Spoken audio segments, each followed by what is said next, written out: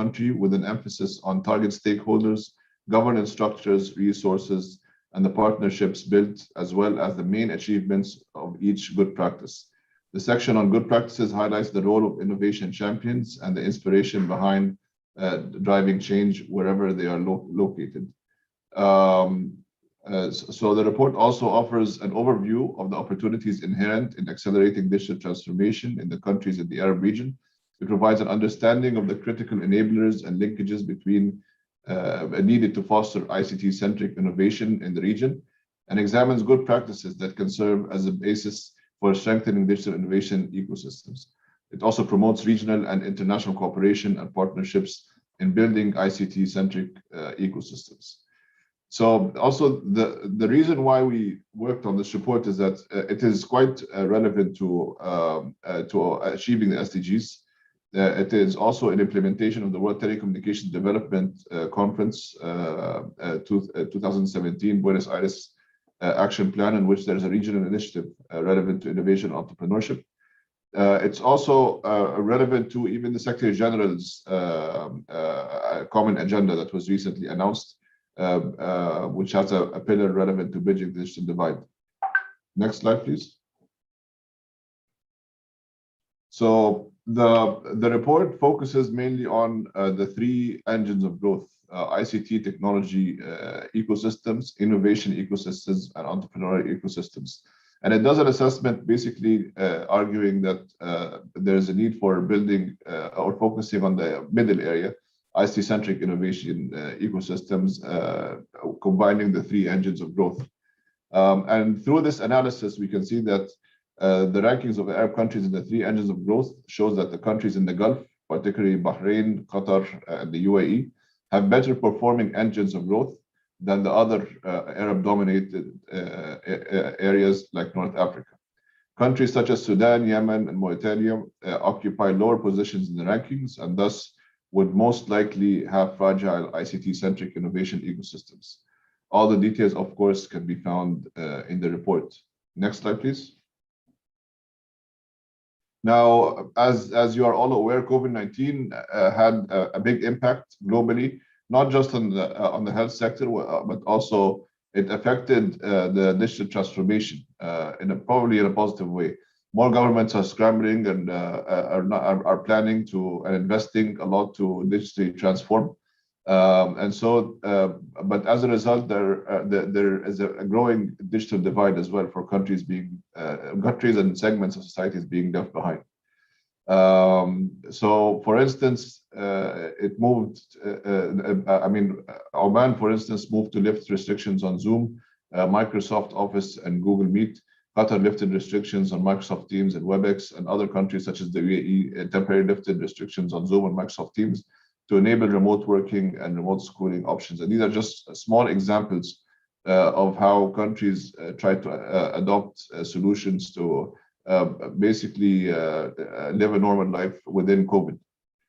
The report touches a lot about some of the measures as well relevant to tackling the COVID crisis from an innovation perspective. Next slide. Now, as mentioned, the report features a number of good practices. This is not an exhaustive list, but it is a list that includes examples from different levels of countries across the regions. So we have countries that are lower income countries, middle income countries, as well as richer income countries. And so in this panel, we have representatives of some of the stakeholders featured in the report. So we look forward, obviously, to learn about their experience. And we hope that you will find the experiences of all these good practices relevant to your country or your region. Next slide, please. So in analyzing basically the situation regionally, the report talks about or focuses on 7 enablers of digital transformation: vision and strategy, infrastructure and programs, talent and champions, capital and resources, markets and networks, culture and communities, regulations and policy. And so vibrant ecosystems that are envy of other countries require culture where stakeholders organically leverage existing resources, and continuously update their policies and programs to remain competitive. Building an innovation culture at the country level is a journey. Ecosystems go through stages of development, and in these stages, every stakeholder has actions they must take and roles they must play. In many of the Arab countries, the innovators are still struggling. The ingredients needed to facilitate this journey are often missing. Without the required support, they are unable to compete on a regional scale, let alone globally, contributing to a growing digital divide, but both within and between countries. To close this gap, it is necessary to provide stakeholders such as policymakers, private sector executives, and entrepreneurs with evidence-based guidance relevant to the regions, enabling them to design innovation policies and programs for their organizations and countries. A mix of different stakeholders is different when it comes to the digital ecosystem in the Arab region. The ecosystem is populated by both good and average stakeholders, creating a strong digital ecosystem in some countries and a mediocre one in others. The region exhibits a wide disparity in levels of development in all areas, thus making it difficult to develop single, one-size-fits-all types of strategies for ecosystem development. Some countries are characterized by excellent ecosystem dynamics and are world leaders in various indices, whereas some others languish at the very bottom of those indices. Next slide, please. So as highlighted, maybe when I was going through the COVID slide, there's a growing digital innovation divide as well. The pandemic has further deepened the digital divide between and within the countries. The divide is visible on multiple fault lines. First, between those who have access to technology, infrastructure, and enabling laws, and those who do not. It is also evident between those who live in an environment where entrepreneurship and innovation ecosystems are conducive to and supportive of entrepreneurs and small and medium enterprises, and those who live in environments where red tape, bureaucracy, and other hurdles prevent entrepreneurs from taking initiatives and exploring benefits stemming from the accelerated digital transformation brought about by COVID-19. Next slide, please. And so some of the key takeaways provided in the report is that more coordination at the national level is required between all the relevant stakeholders of the ecosystem. Cooperation between those stakeholders and within and across borders as well is important to focus on developing digital innovation systems with key national, international stakeholders, organically building innovation capacity, and scaling up the impact and sustainability of national initiatives. Of course, homegrown digital innovation systems that create systematic impact are basically what is basically recommended to try to foster on the national level for all countries. Next slide, please. And so finally, in conclusion, the key opportunities provided by this report are areas that are linked to governance, linkages, capacity building, and focus. Creating the digital innovation ecosystem to avoid innovation migration is quite important. And interaction between top-down policy and bottom-up individuals are better policies for better policies. This is what the report concludes and recommends. So if you, next slide, please. If you have any questions or comments, happy to answer them in this session, or please feel free to reach out to us by email. Hopefully, when the report is officially out, we will be tweeting about it through the ITU Arab Regional Office account and hopefully global accounts as well. So stay tuned for that within the coming short period. Thank you very much.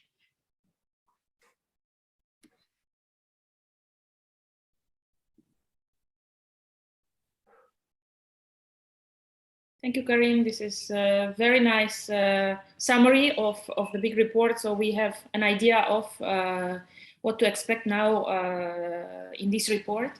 And without any further ado, I would now turn on to the panelists, and maybe we will have a bit of short discussion about the ecosystem in the Arab region in general, and then also what it mentioned in the report in terms of the engines of growth. So maybe I will invite Mr. Hassan to invite him to tell us What is your impression, Mr. Hassan, about those three engines of growth that you have seen here: technology ecosystem, innovation ecosystem, and entrepreneurial ecosystem? How are they performing, let's say, in the Arab region? And is there like any parallel between how they are performing in the Arab region and what's happening in Kuwait ecosystem?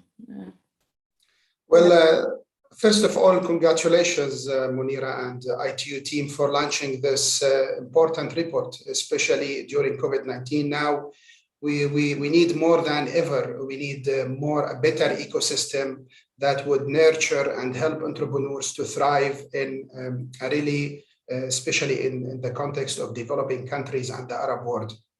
I had a look and thanks Karim for your highlights regarding the report. We have different indices that would offer us some insights about the innovation and entrepreneurship ecosystem in the Arab world. Unfortunately, some data are missing. However, we cannot, from a standpoint of view, we can't put all the Arab world countries in the same ruler, which means that here we have oil region, oil-based economies such as Gulf countries, such as Qatar, Emirates, Kuwait, and so on. We have unstable political countries, as you know, since 10 years ago because of what's called the Arab Spring. Also, we have countries that they suffer from social issues, and we have increasing population and so on. So we can't, we can put the Arab countries in the same for the same indices. However, what can we say is that there is some significant improvements in some countries, such as Gulf countries, in terms of innovation and the ecosystem, the entrepreneurial ecosystem.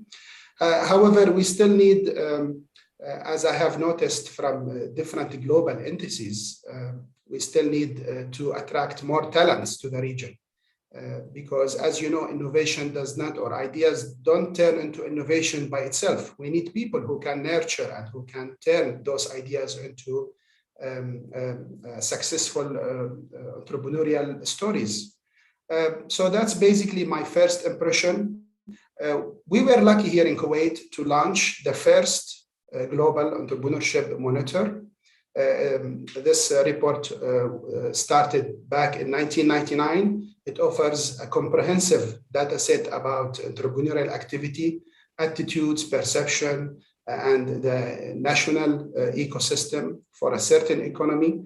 We were lucky to launch the first report here in Kuwait this year. And if you may allow me, I would like to share one slide.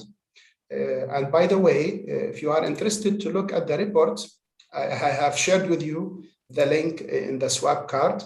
This is the website for the Global Entrepreneurship Monitor, and the link was shared in the swap card for the audience. This is a snapshot of Kuwait entrepreneurial framework conditions and the comparison among MENA countries, which include Saudi Arabia, UAE, Qatar, Oman, Egypt, Morocco, and Iran. And how do we calculate this data and how do we measure the entrepreneurial environment? Basically, we interview 36 experts from the same country who can give us their perception about how does a certain economy such as Kuwait perform in terms of, for example, entrepreneurial finance, government policies, and so on. So the green line, we noticed that this is the average for the MENA countries, the participated economies. Here in Kuwait, we noticed that they have significant areas that they need to focus on, such as government policies that would support entrepreneurs. Also, we have the government programs and the school programs that would help young individuals or young people to to reduce fear of failure or to have entrepreneurial skills. Also, there is a lack of research and development transfer, and also there is some rigid regulations, which Mr. Kalim has highlighted in the report that you have just launched. From the other side, we see that there are some good indicators, such as here in Kuwait, we have a good culture about entrepreneurship. We have also, to some extent, a good physical infrastructure and services to entrepreneurship. Also, we have also commercial and professional infrastructure. And also here, because most GCC, except Kuwait, here they started to have taxes on businesses. Kuwait, they're supposed to have the what's called the VAT, value added taxes soon. So we still know to what extent Kuwait this will affect entrepreneurs. We hope that we will do more research about it in the future. So generally speaking, we see that the Arab world region, they are still lag behind other developed countries. But we see that there are some insights, some good stories. We've heard, for example, about Swiffle in Egypt. They reached the unicorn. We've heard about Talabat. We've heard about Flowered. They entered the UK market selling flowers and gifts. So there are some good examples about some growing companies here in the region. However, generally speaking, we still need to do much work, especially from policymakers who can improve the entrepreneurial ecosystem for the Arab region. Thank you. Thank you, Hassan. This was very comprehensive. Now, you rightly mentioned about the talent in the very beginning, that the region needs to attract talent. You will also see in the report that one of the hubs of talent are located, according to report, in Egypt, because they have 500,000 graduates every, I think, year, if I'm not mistaken. Yeah. And also there are other hubs where the talent is like focused. And so in the Arab region, definitely there are hubs where the talent is missing, but there are areas where you can actually pull from talent. So yeah, thank you very much. I will turn into Megan now. Megan, what do you think about the three engines of growth in Arab region? And maybe you can relate it to Palestine and Peter's example specifically. Yes, definitely. Well, thank you, Munira, and thank you, Hassan. Actually, what Hassan has provided was really comprehensive. I was searching for Palestine in the MENA map. For Palestine, since there's a lot, and not a lot of information about it, Palestine has been working really hard through the past, actually, 2 years, including the COVID-19 year, towards putting itself on the digital map, the worldwide digital map. Concerning, it has made lots of initiatives that are related towards the creation of an entrepreneurial ecosystem that supports Palestinian youth, since they're considered to be let's say, a very important element for economic growth. There are lots of players in the Palestinian marketplace that have put their hands together in order to establish this ecosystem in Palestine, including the private sector, the public sector also. For example, we have the Ministry of Entrepreneurship and Innovation, or Empowerment. It was recently established in Palestine to start working for or initiating an entrepreneurial ecosystem in Palestine with the help of several key stakeholders that might be interested in this topic. We have also the government in general. They are working towards, in their national policy agenda, towards the integration of these youth and entrepreneurs better in the Palestinian marketplace, mainly the ICT sector. There's also the Ministry of IT and Telecom, who are working really hard in this approach.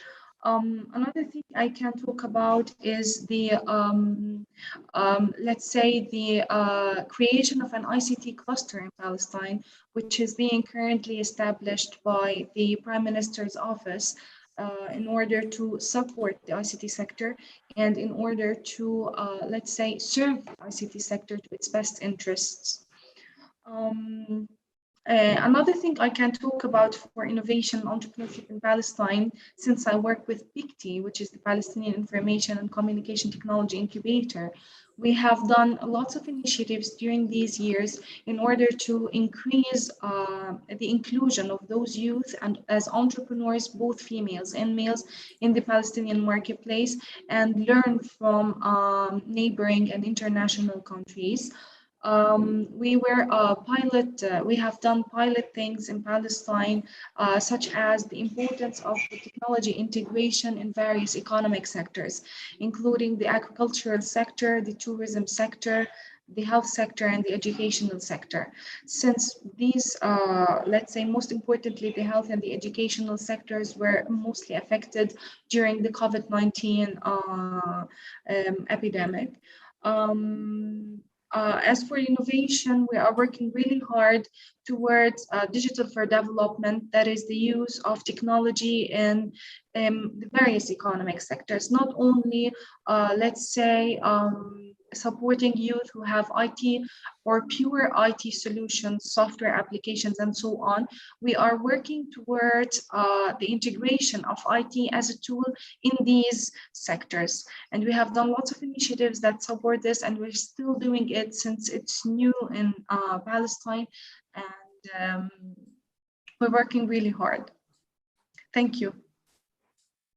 Thank you, Megan. Thank you for this, comprehensive summary of initiatives in Palestine. And we see that the ecosystem is, starting to move in the right direction. And there are so many stakeholders which are, appearing and growing. So I really hope that soon we will be seeing Palestine in the map of different engines of growth too. And now maybe I will turn to Mr. Salih. Salih, you are so young and you're just doing your master's degree now, but we know that you have created one of the stellar examples of the incubator located in Iraq called Mosul Space that caught attention of a lot of international organizations, including ITU. I saw you work with UN and other international organizations. So could you tell us a little bit about how it happened and then how Mosul Space is contributing to development of the ecosystem in Iraq? Yeah, thank you, Munira. Actually, Mosul Space started in 2014 when I was like a student in the university, and I realized that like the gap between what's the market need and what's the education level and methodology inside the universities in Iraq. So at that time, I tried to find a solution for like fixing this for me and for my like colleague. I tried to change like a little bit in the department that I was studying in, but then it's not working, like the bureaucracy and how is like people in such systems looking for a small tiny student. Yeah, so then we initiate like kind of electronic club. We expanded to makerspace, and then this makerspace has now like innovation hub with different tools and tech machines, with co-working area and incubation programs, and big community of young people who are trusting in this community and trying to like get a benefit from it, and also offering value for the community. Here is very important how is like in such countries in Iraq, where there is like instability in the security and in the political system, the most of the entrepreneurship and innovation ecosystem was created because of initiatives from young people. Most of them are from the country, and there is also other people coming from different countries with support of international donors and NGOs to initiate this ecosystem. So now, after the earliest stage initiatives started from 2012, and then we started in 2014. There is Innovation for Development national-wide program started 2015, and then many programs are starting. The result, we have now like different people starting like maybe small businesses, sometimes on city level or national-wide. The businesses that get funded and investment is more about like tech and logistic businesses, and this is normal because investors want to put their money in such countries in something more techy than having like big asset on the ground, because it's not very stable. But the interesting things that till now we don't have like such a big initiatives to make it easier for entrepreneurs from the regulation perspective, from the government side. So we are trying to work more, investing in young people in terms of mindset. So maybe for future, we're hoping that people will ask, like the citizen will ask government to have a regulation for businesses, for investment, to support that regulation instead of asking them for having just government job, as we've seen in the past 2 years. So this is how is the ecosystem is starting, and now we are trying to be more open to the region. There is also like very important initiatives like what our like friends in Capita and the station and other organizations are doing on the like incubation and investment and different stuff going, mainly are coming from young people to other young people. Thank you so much. It's very interesting. And now continuing this conversation with you, Salih, you just mentioned very interesting fact that you realized that what university and academia was producing as graduates did not match what was needed in the market. So this was quite an impressive, let's say, conclusion that you came up with. And so you decided to fill that gap in a sense of, and I created Mosul Space and gave young people an opportunity to be creative in the Mosul space. So very interesting. Now, what do you think then, Salih, about the 7 enablers of the digital transformation? If you remember, Karim in his presentation also mentioned talent and infrastructure and capital and a few other resources, the enablers for the digital transformation. Is there any challenges in, let's say, Iraq regarding them? And given the political situation and the political past of Iraq, what are the challenges that you face given those 7 enablers? Yeah, actually, we can talk about these enablers in kind of level. I will start in the first one is let's say about the talent, because we will back to the mindset of typical young Iraqi. He will graduate from the university and has like on paper certificate without focusing on really like experience and knowledge, because he thought that the government will hire him as a typical model because of the, like the oil-free money coming to this country. So the government is taking this style. And now that's creating like a problem, because universities in the Iraq is accepting most of people graduated from high school and putting them in the universities, and then no one fell. All people graduated from that system, and then they are going to look for a government job and to protest or anything.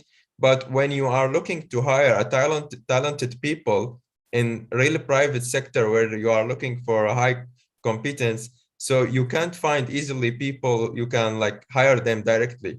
So it's painful process when you are looking for talented people, whereas the mindset of people is looking just for low income with the government. So that's is creating a very like a problem with the talent. There is another level of young people who are really working on them, especially with these online opportunities of like accessing different programs with different institutes all around the world and the MOOCs.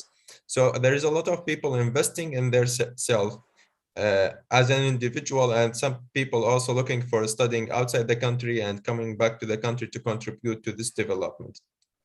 When we're talking about the infrastructure, also we are struggling because the infrastructure in Iraq it's not very well developed, or there's no high investment in the infrastructure in general, like from 20 years ago. So and now the problem is most of the cities, the infrastructure are damaged because of the war. So from my side, from Mosul, like till now, we don't have the bridge between the two sides of the city rebuilt. You see, like we are ablated, I don't know, 5 years ago from the war. Yeah, so we are struggling also in terms of the technological infrastructure. Like we don't have like a very stable network or facilities for having tech services in this country. Very interesting. Thank you, Salih. This gives us like an interesting picture of at least two enablers like that you mentioned, talent and then also infrastructure. Those are probably the biggest challenges that Iraq is probably facing at this moment. Thank you so much. I will move to Megan. Megan, what are the challenges in Palestine regarding the 7 enablers? Maybe you can give us a short summary. Yes, thank you, Saleh. Actually, Saleh spotted the lights on some of the points that I wanted to also spot the lights on. Most importantly is the political situation in Palestine. The infrastructure has definitely developed over the years, and the telecommunications companies have done their best to, let's say, make households in Palestine have access to internet, all of them, and so on. But unfortunately, there are some political barriers that hinders us from, let's say, moving on and forward. You may know that we have taken 3G since definitely, at least 2 years. We have obtained the 3G, whereas other countries, they have gained 4G and 5G networks. So this definitely depends on the political situation that we're actually living in. In addition to the talent, unfortunately, Palestine does have the, according to a survey done, Palestine does have a great talent that we also try to invest in it with several key stakeholders in order to have more qualified and professional, let's say, university graduates that can gain more higher market opportunities. But unfortunately, there is still a gap between what the universities provide to those students and what the market needs. And we have done lots of studies and lots of programs concerning this approach that is targeted towards how we can, let's say, decrease this gap and make a more matchmaking, a more better and resourceful matchmaking process between what these students gain with the universities and what they need or what the companies actually need in the marketplace. Still, there's a significant gap in this approach. We're trying our best to do some matchmaking.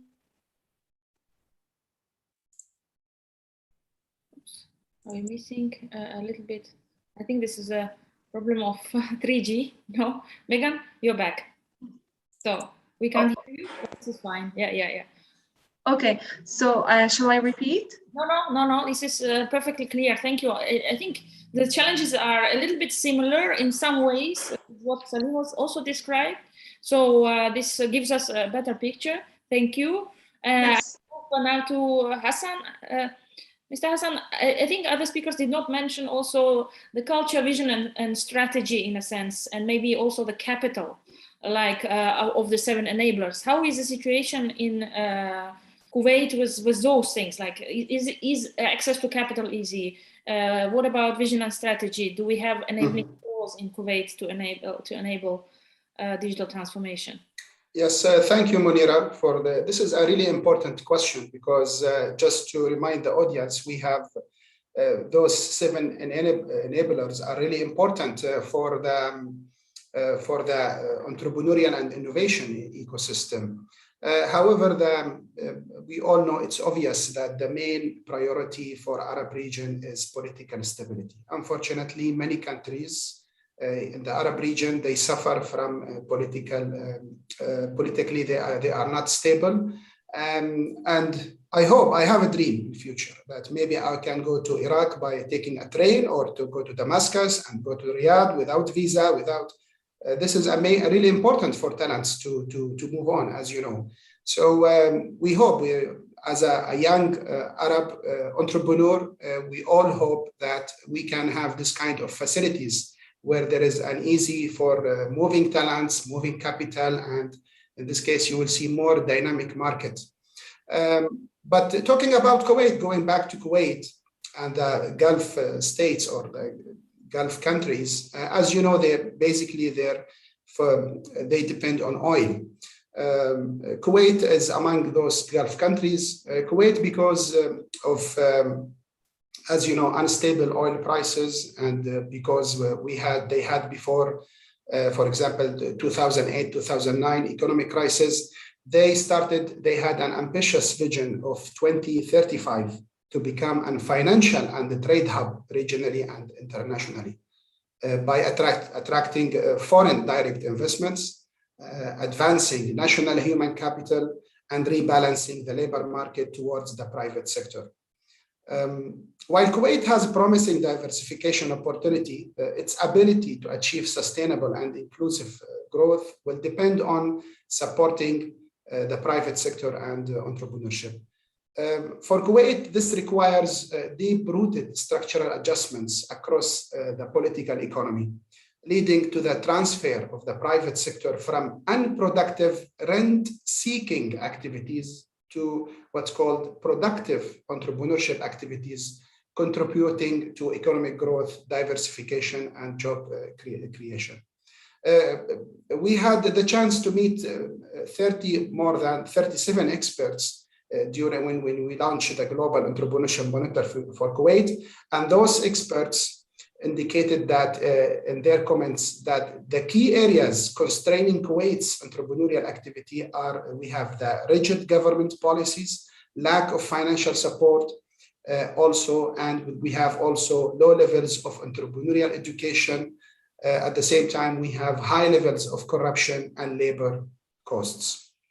So their recommendation, key recommendation, is to improve the context for entrepreneurial activity, including developing the financial infrastructure, also enhancing the government policies for entrepreneurs, focusing on entrepreneurship education, especially at the school stage, and reinforce the commercial infrastructure and continue to invest in entrepreneurial values and culture. So this is a snapshot about Kuwait and the Arab region. Thank you. Thank you, Hassan. This gives us like a more complete picture. And before moving on to the next round of questions, I would like to encourage the audience, if you have any questions to the panelists, please send the questions. So we will start reading the questions out, hopefully in about 7 to 10 minutes. So we will have a very short window to answer the questions. Now, I will go back to you again, Hassan, yes. to continue the conversation. So what are those blueprints that you have observed regarding key practices fueling the innovation journey and success stories? Is there any success stories that you can tell us about very shortly? Yeah. Well, let's talk, for example, about Flowered. Flowered, before COVID-19, they were serving 2 cities in the Arab region. I think Kuwait and Riyadh. Now, after COVID, or during COVID-19, because we still are suffering from, some countries are suffering, Flowered serves more than 20 cities in the Arab world and also in UK. Flowered, basically, it's a platform, online platform that where you can buy flowers and you can buy also gifts for your lovers or for your friends and so on. This is a really good success story. As you know, many small and medium enterprises, they closed their business during COVID-19 because they couldn't survive. However, because we are talking about here, this is the forum, it's about innovation and digital transformation. We see there is a growth for many companies who focus on e-commerce and online platform. They have significant, or they had significant growth during the pandemic. So that was a really some of the success stories that we have. On the other hand, we noticed that people, including academics and policymakers in the Arab region, they have become more aware of the importance of entrepreneurship and innovation to contribute to economic growth and diversifications. As we mentioned earlier, we noticed that Gulf states, they have the blueprints or the vision for having more economic diversification, including Saudi Arabia, Qatar, and United Arab Emirates. Regarding some initiatives that have been done by the Kuwaiti government, they have adopted several policies to support and develop and promote entrepreneurship. to more sustainable model. For example, the Ministry of Commerce and Industry, they created a more favorable regulatory environment, such as establishing the National Fund for SME Development and reducing the commercial license processing time and fees. Also, in 2013, the Kuwaiti government initiated the Kuwait Direct Investment Promotion Authority, KADIPA, to enhance the investment environment for both foreign and local investors. Also, the government, they have also approved the 86 billion, what's called Silk City, as you know, the Silk Road between China and other countries, mega project, and also the Mubarak Al-Kabir port for the infrastructure. Although these implemented strategies or these blueprints that you have just mentioned are really important, the private sector still, they have limited contribution in stimulating Kuwait's economic growth and employment. So we really need to have more highlights and to have more focus on how to improve the entrepreneurial and innovation ecosystem for the region and for Kuwait specifically. Thank you. Yeah, thank you very much. This is, again, a very interesting example of regulatory changes, enabling development that is like a little bit top down. Like here in this conference, we are talking about both sides, top down, where it is led by the government, but also bottom up, which is like led by entrepreneurs themselves. And so it was a good example of the top down policies which enable a good environment, let's say, for entrepreneurship in Kuwait. Thank you. Thank you, Hassan. Thank you. Thank you, Munir. I will move on to Mr. Salih. What do you think, Mr. Salih, from the Mosul Space Blueprint?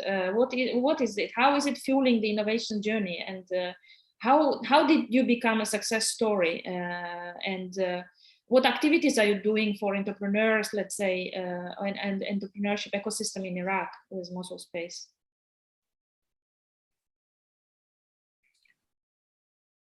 You're muted. At the beginning, the first thing is our approach. Like Mosul Space approach is to invest in the young people, in young mindset, in order to make a change on the mindset level, and then the return of investment that those people will start a new project, will be in position that they have the right mentality and the mindset to do a change on a bigger level. So we are starting from very down from the young people.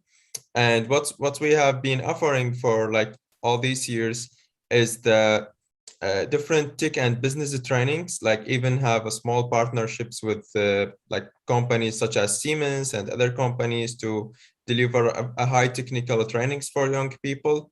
Also, one of the interesting events that created the core for the tech community in my city, in Mosul, was the Iraq Innovation Hackathon.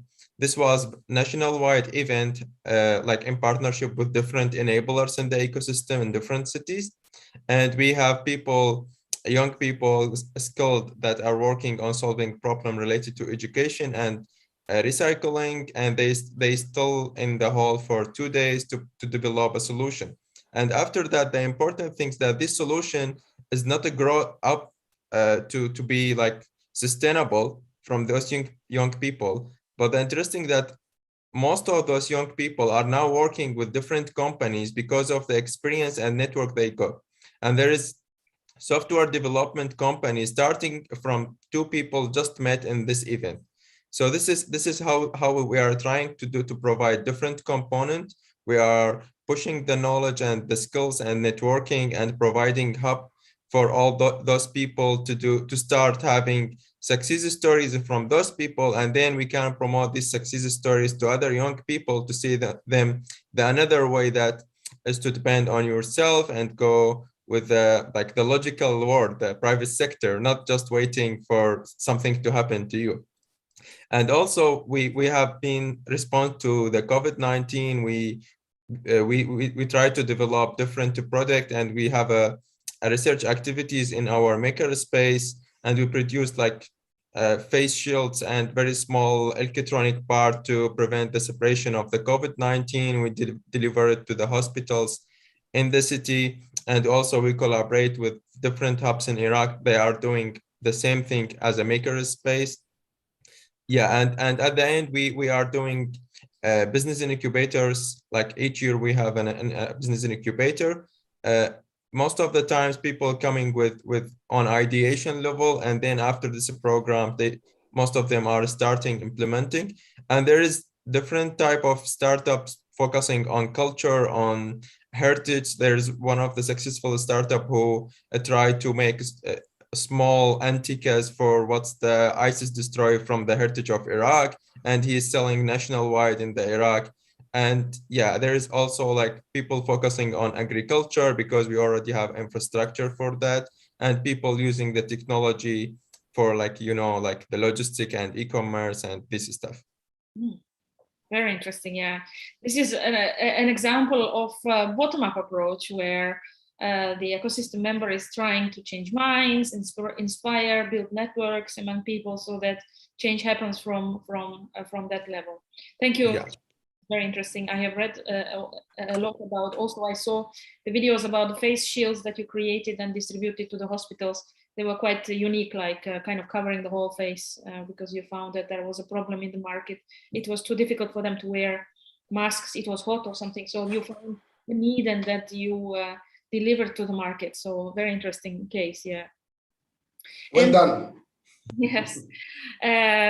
And then last but not least, Megan, can you tell us maybe about PETA's blueprint for fueling innovation and success stories in Palestine? And also, I think if there is any other, enabler that you probably wanted to mention, you can also mention here. And I saw probably that maybe you wanted to play a video about PETA. If this is the case, let us know. Yes, I wanted to play a video about PICTI actually, because PICTI is mostly related to entrepreneurs in Palestine. Should I share my screen? No, actually, normally this would be shared by the team. Yeah.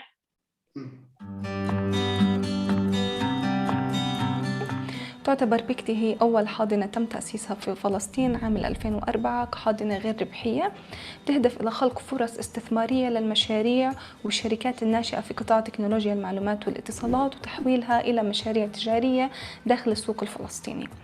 تهدف بيكتي إلى تقديم حزمة متكاملة من خدمات الاحتضان المتنوعة اللي بتحتوي على برامج تدريبية وتوجيه وإرشاد، بتحتوي على بناء علاقات وتشبيك مع جهات مانحة والاستفسار والبحث عن مصادر التمويل لهذه الشركات الناشئة. بتسعى بيكتي ضمن توجهها الاستراتيجي لدعم وتمكين رواد العمل الفلسطينيين وتزويدهم بالخبرة والمعرفة لإنشاء شركاتهم الناشئة ولدخول السوق الفلسطيني ولتحقيق نمو مستدام في فلسطين. وتسعى أيضا بيكتي إلى تحقيق بيئة أو منظومة ريادية لرواد الأعمال الفلسطينيين الشباب والشابات وبناء علاقات مع الدول الخارجية سواء كانت عربية أو أجنبية لتبادل الخبرة والمعرفة. وفي ظل الانتشار السريع لتكنولوجيا المعلومات واستخداماتها في حياتنا اليومية بتسعى بيكتي تحت إطار برامجها التدريبية والمشاريع اللي بتقوم بتنفيذها تحت مظلتها إلى نشر الوعي وزيادة الوعي عن أهمية التكنولوجيا وكيفية استخدامها في حياتنا اليومية وكيفية دمج التكنولوجيا في باقي القطاعات الاقتصادية الأخرى بما يسمى في أتمتة القطاعات. كان لدى بيكتي مجموعة من المبادرات ومجموعة من البرامج اللي عملت على مساعدة مجموعة من الشركات الناشئة أو الستارت ابس ومعروفين في الانتربرنورز إنهم يعملوا على تطوير أفكارهم يحولوها إلى منتجات وخدمات تدخل السوق الفلسطيني واللي بتستهدف القطاعات اللي أنا حكيت عنها اللي هي السياحة، القطاع الزراعة والقطاع المالي ليتحول كل إشي بطريقة افتراضية.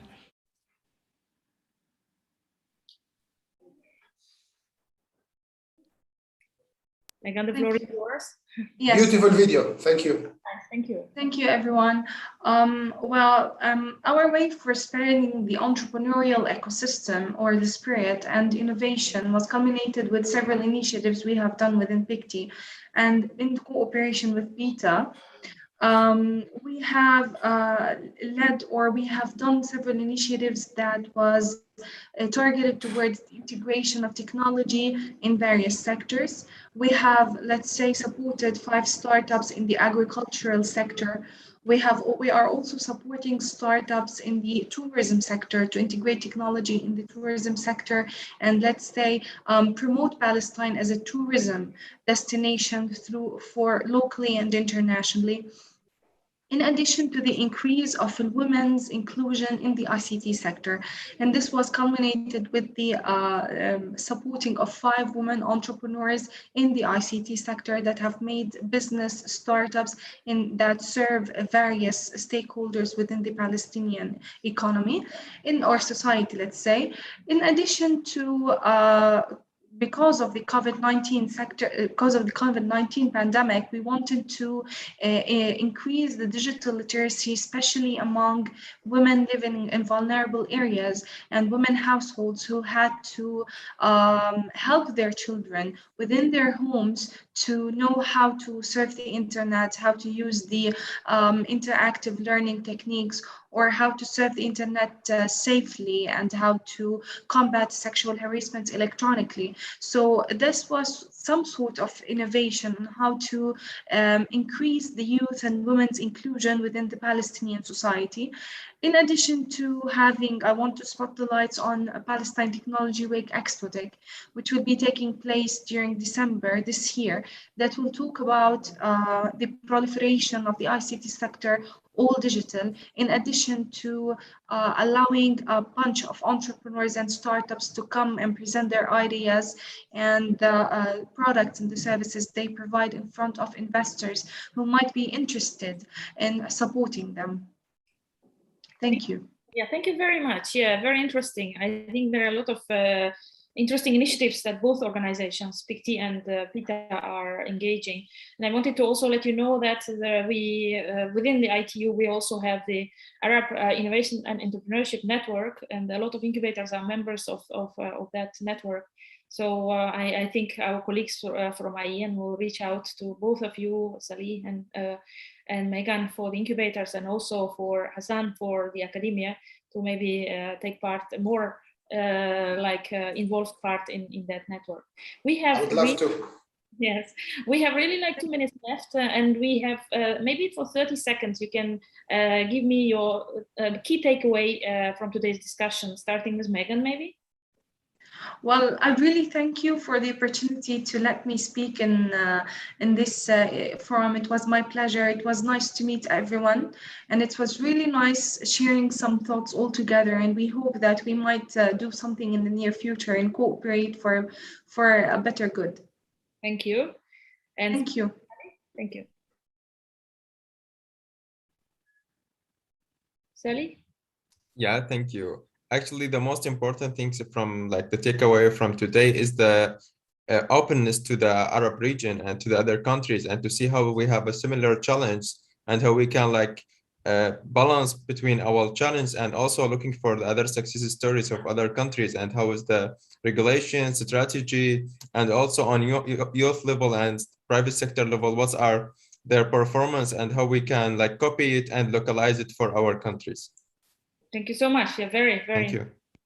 Hassan? If I will quote David Aldrich, who had a meeting a few days ago. This is probably the most important sentence. I would highlight it to the audience. And here I'm quoting, "Ideas don't turn into innovations. It takes people to take those ideas and invest blood, sweat, and tears and push them and carry them into innovations." End of quote. So people, therefore, it's our duty as teachers, academics, and policymakers to nurture and educate our people, especially for the Arab region. Thank you very much for having me. Thank you for the invitation, Munira, and thank you, ITU, for giving us this opportunity to connect with such beautiful entrepreneurs. Thank you very much.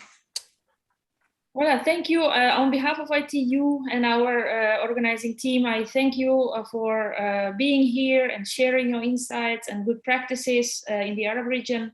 If you have chance to make sure that you download the report, the Arabic version will be coming also shortly. And for the audience, I wanted to say that stay tuned for our next session, fundamentals on building competitive and innovative ICT-centric ecosystems. So thank you again, panelists, and we hope to see you again in the coming events. Next year, inshallah. Thank you. Bye. Thank you. Bye-bye.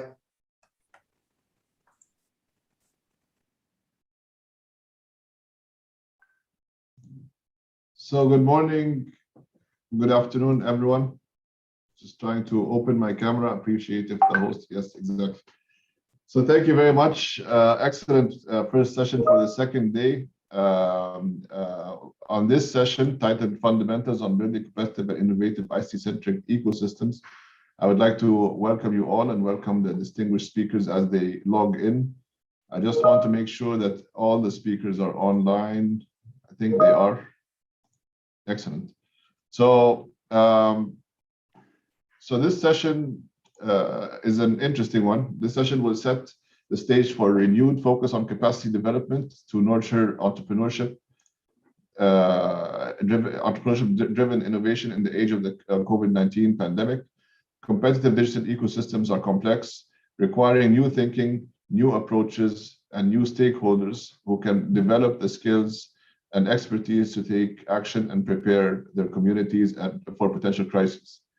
So to give you an example of the new context, the Future of Jobs 2020 report predicts continued skill gaps and high demand for skills worldwide, as in demand skills across jobs change within the next 5 years.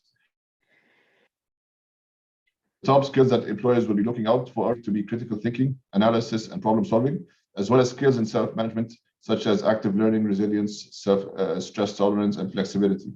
On average, companies estimate that around 40% of workers will require reskilling of up to 6 months, and 94% of business leaders report that they will expect employees to pick up new skills in the jobs. So it'd be interesting throughout the session to see how the Arab region should adapt and to build the capacities in light of these new circumstances or new contexts. We are glad that we have a number of distinguished speakers with us. I'll introduce them in a second, but I remind you, the distinguished audience, that you can interact with this session on Swapcard using entering your questions and answers, and hopefully at the end of the session, we will try to have enough time to answer all your questions. Our distinguished panelists for this session are Mr. Walid Ali from the Ministry of Transport and Communications in Qatar, Ms. Wasila Knatif, Director of Incubator, Entrepreneurship and Training in Algeria, Mr. Carlos Machado, Global Impact Institute Educational Consultant in Switzerland, Ms. Lama Zahir, Beyond Group Innovation and Technology Consultant from Lebanon, and Mr. Hassan Abu Saida from the Egyptian Space Agency in Egypt. So I'd like to welcome you all. Of course, the full profiles of the distinguished speakers are available online.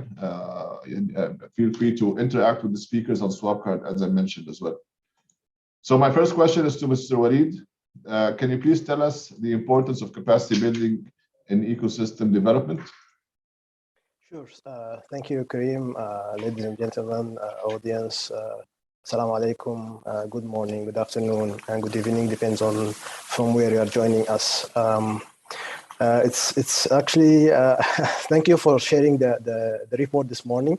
I don't want to repeat what you have presented, and I don't want to repeat what other speakers mentioned in the last few days about the importance of capacity building in developing ecosystems. But for innovation to flourish, actually, all the players in the ecosystem should know their roles and should actually have collaboration and interactive activities between each other. So to reach this level, we definitely need strategic capacity building initiatives. And this will be very important for our innovation ecosystem, because innovation ecosystem should be sustainable. And the sustainability will come from the understanding of each role. So each key stakeholder and players in the ecosystem should understand their role.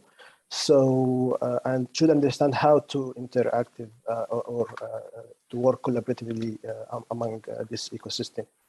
So it's very important. to have a capacity building strategy. And like you mentioned before, and I would like to emphasize on that, we don't have one size fits all capacity building strategy, because we all saw that different countries have different innovation ecosystem at different stage. So some countries already started building, some countries is exploring, and some countries is still out of the picture. So the way I see it, that we should have like a 3-layer strategy. The global one, which is currently the ITU Academy, is playing a very crucial role in educating and training people around the globe about the innovation ecosystem building, giving us the knowledge, giving us the fundamentals, giving us the tools that we need to use it, and the tools that we need to start building our innovation ecosystem. The second layer is the regional layer, where countries can be grouped and categorized based on similar economies, like a factor like the GDPs and number of population, and then they can work collaboratively. And then after that, they can help the less developed countries in the region. The third layer is the country level ecosystem capacity building, where we know our ecosystem better, and we know our area of improvement or room of improvement, and then we can have this kind of capacity building strategy to equip our players, especially that we saw that the focus right now is on the entrepreneurs and maybe young people that who are entering this innovation ecosystem. But we also need to focus on street level bureaucrats, government employees, because we need to see more capacity building for those. I'm talking about this specifically because I'm working in the government setup. So I know that government employees, they need to be trained, they need to have capacity building strategies and initiatives, so they can also be an active part in the ecosystem development. Excellent, thank you very much. So from this framework of global, regional, and national framework to focus on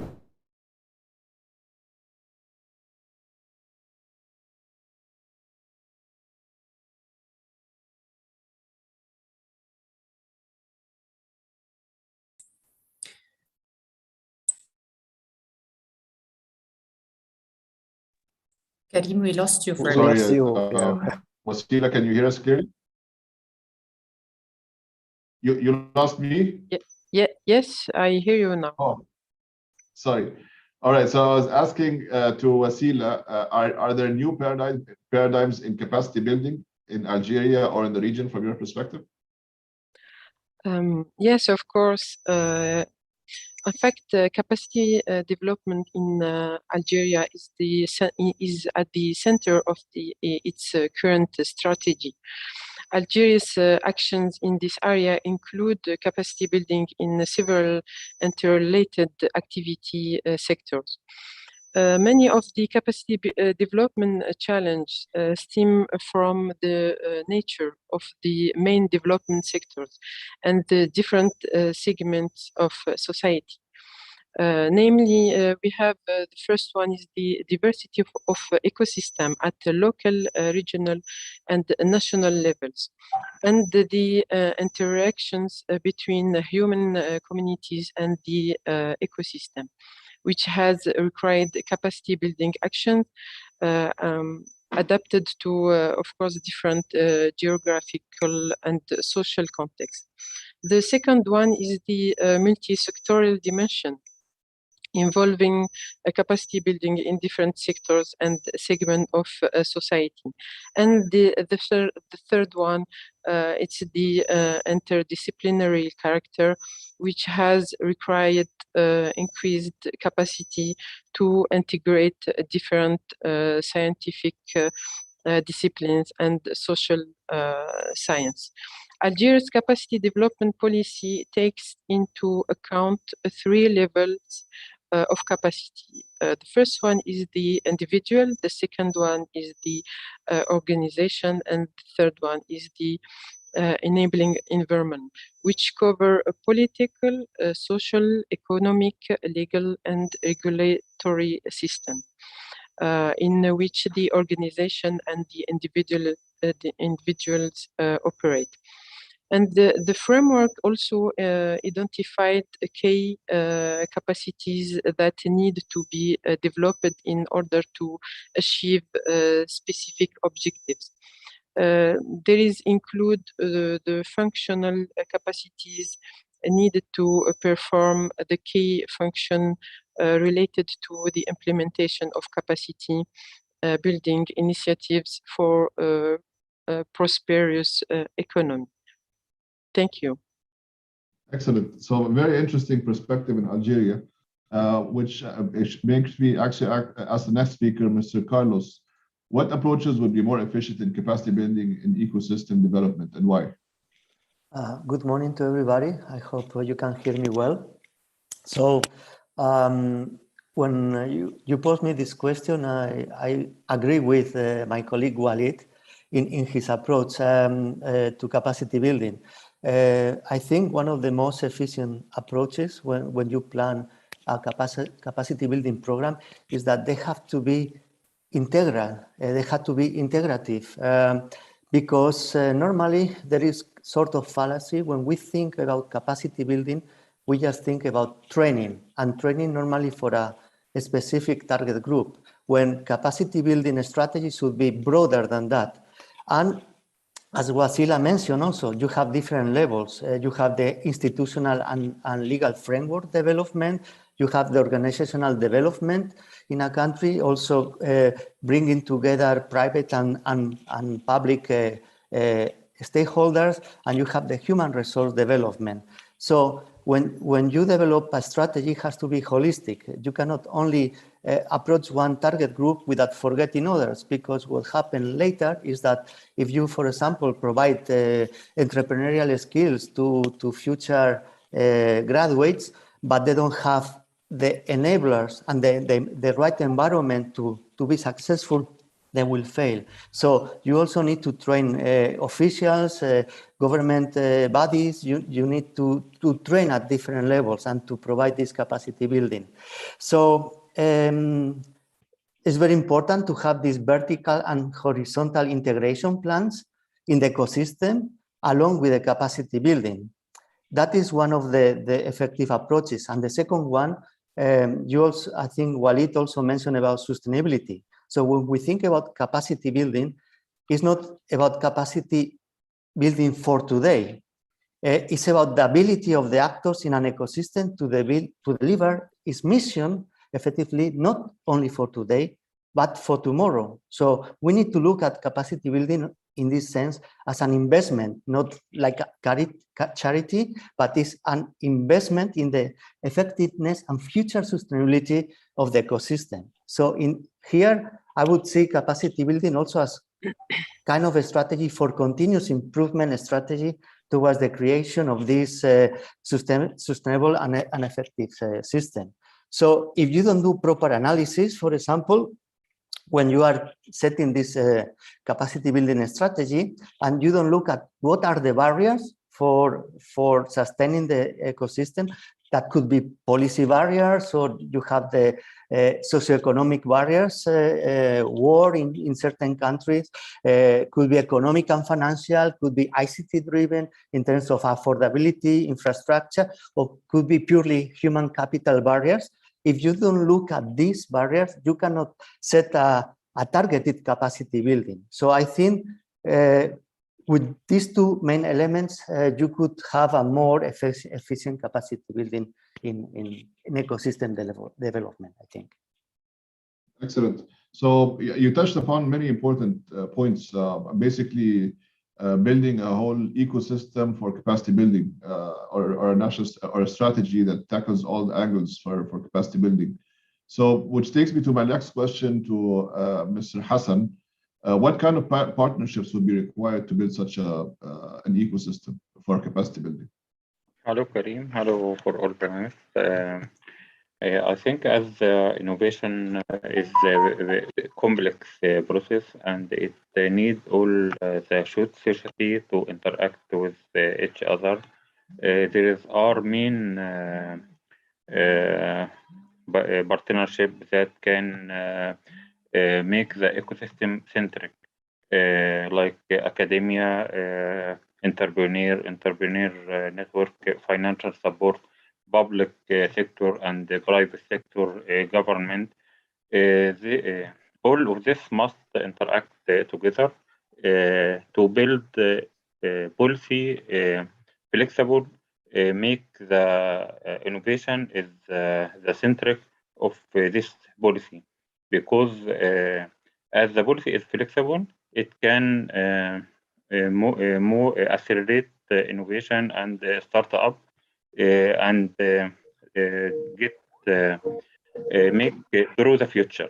We need for capacity building to draw our future to get the output, understand and good analysis for the input. We can must be practical, good practical, not depend on university is make curriculum, don't interact with the market. So graduate can't get a chance, and vice versa. And I think it's much developing country must follow a developed country in what they achieved, and ITU is play good role in how to reduce the divide between developed country and developing country. So excellent. Thank you. Thank you for that. So you touched upon a variety of stakeholders required to build those partnerships on the global, regional, and national levels, which brings me to Ms. Lama. So throughout the past four speakers, they touched upon many new approaches. From your experience, what is the importance of adopting these new approaches in capacity building? I mean, from your views, let's talk about the future and how the future of capacity building requires those new approaches. Hello, Karim. Hello, everyone. Good morning. I think everything that you said makes perfect sense to me. And in my thinking, when I was thinking of the future of capacity building, all of these things came to mind. And I was thinking of the importance, and the first thing that came to my mind was competitiveness. So I think the importance of capacity building or redefining capacity building approaches lies in the competitiveness and staying competitive as Arab ecosystems. So how are we ensuring that our entrepreneurs can actually compete with fellow entrepreneurs who are present in more mature digital ecosystems and tech ecosystems? How can we ensure that we are providing them with all the skills and all the competencies and even the mindset that they need, not only to create businesses that are based in their own markets, but create businesses that are scalable and that are competitive in bigger and mature markets? And this really touches on a point that everyone mentioned, which is the sustainability of the ecosystem. And I think this is critical, and that's why I would like to focus on the youth and the pipeline in my discussion today. So I think having said all of that, there's been a lot of investment that have been put in the Arab region's ecosystem. So we've invested money and expertise for the last 15 years, and I think we've done really good progress towards better capacitating our youth. However, I still think that we're still lagging behind, and there are still a lot of things that can be done. And I think that the core and the key reason why we are still lagging behind is related to the fact that we learn about entrepreneurship, we learn about innovation and digital technologies late in the process of in the education journey that we go through. So we either learn about it in university, and sometimes not even at university, we learn about those beyond university, because at the university level, these activities still remain ad hoc or extra curricular.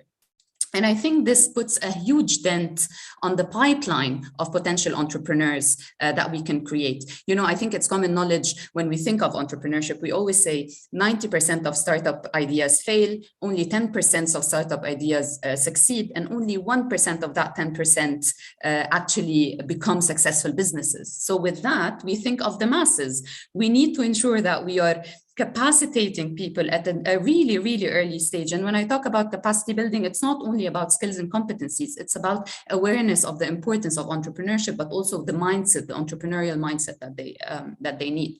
So I think it's critical for our sustainability. So leaving you with that, I will say one last thing in terms of the future. So we live in a different world today, as we all know. We live in a world that is different than what it was 10 years ago or even 5 years ago. The world is changing at an exponential pace, and we are putting more and more emphasis on technology in our day-to-day life. So youth of today are born digitally literate, right? So the way that we're communicating to them, the way that we are working to capacitate them needs to be redefined. They communicate, they learn, and they interact in a way that is more dynamic and more open and more playful. So how are we being user-centric in our approaches, speaking to how they learn? So how are we teaching? What are we teaching and where are we teaching is critical. And thinking of how learners are learning and where are they learning. I think knowledge is more accessible and more attainable than any time before. So are we really bringing, what kind of new value are we bringing through our programs that entrepreneurs or youth in general cannot find with a click of a button? You can find a how-to tutorial for anything you can think of today with just a click of a button. So what new value can we bring that is beyond the general knowledge that they can actually attain by themselves? So that's it. Thank you for the opportunity that you gave me to talk about that. No, our pleasure. In fact, quite insightful. Actually, that last point, not to make myself seem a little bit old, but I can relate to what you're saying with my children. So specifically, I mean, I heard someone say that children of today have access to more knowledge at their fingertips than any time in history. And so they're, even the way they are thinking is quite different than the way of any of us are thinking, I think. Which maybe brings me to the next question relevant to Hassan. What are the challenges to adopting these new paradigms and approaches to capacity building? Please, the floor is yours. Sorry, you're muted, I think. Okay. Okay. I think I need to start with putting it together. I think this is the challenge in our developing country, putting all the ecosystem together, and they interact together. They understand each other. They can talk the same language. They can know what the challenge for each and how can to overcome this. What is the priority? How to mix the policy together?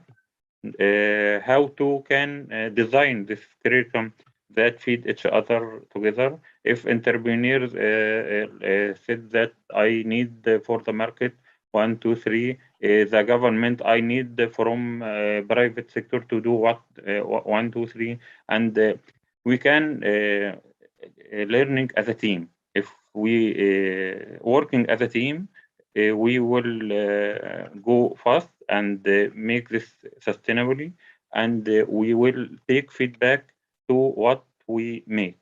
The problem that we set the rule, and when we try to practice it, we have many challenges and can stop, and each one can't do what he needs, what the other needs. So one of the most is putting it together, working together, put the policy together, how to understand the vision, how can reach it, what is the strategy to do that. I think if we make this we will go through this process and will be sustainable. So the practical, good practical is the best what we make. Not theoretical. Maybe theoretical is come after interact with the ecosystem.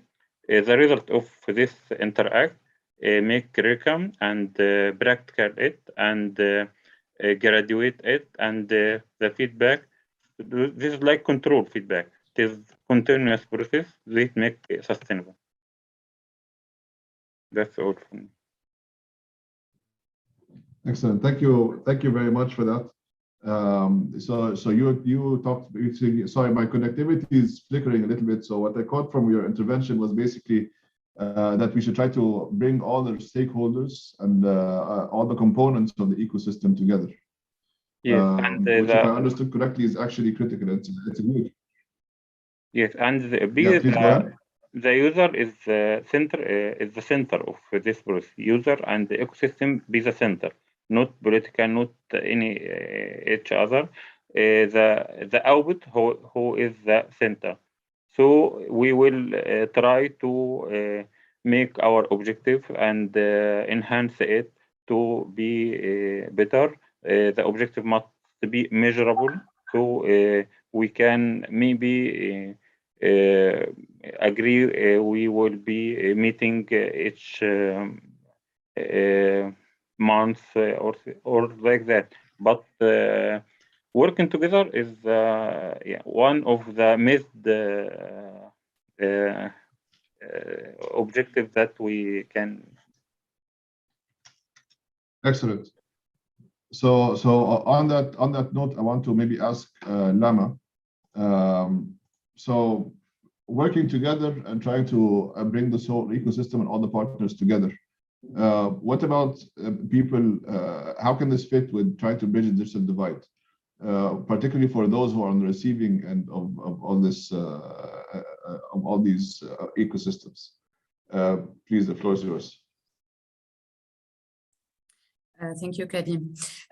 Actually, in my earlier intervention, I talked about the importance of the pipeline and the importance of youth. And I described youth as born digitally literate, and I called them digital natives. But is that true? I mean, across the world, specifically in underdeveloped and developing countries, are youth being born digitally literate? Are they actually digitally native? Of course not. Of course, they're not. Digital access and digital inequality is a huge challenge for youth, but it's also a huge challenge to capacity building organizations who are rethinking their approaches towards their work. How can they ensure that what they're doing is inclusive and leaves no one behind? And this goes back to what Hassan was talking about, and I think Carlos as well, in terms of the complementarity and the importance of the complementarity. So instead of doing the same thing, you know, we have multiple organizations who are doing the same thing. We should be rethinking how can we complement each other. But when I say that, when I think of digital divides, so why do these digital divides exist, especially in the Arab region and especially in developing countries? So access to the internet, so infrastructurally there's a problem, so who's working on that? Affordability of the internet, so even if there is access to the internet, are people able to afford paying for that? And thirdly, it's the access to the digital skills that they need. So even if they have internet access and they can afford the internet access, are they able to use digital technologies?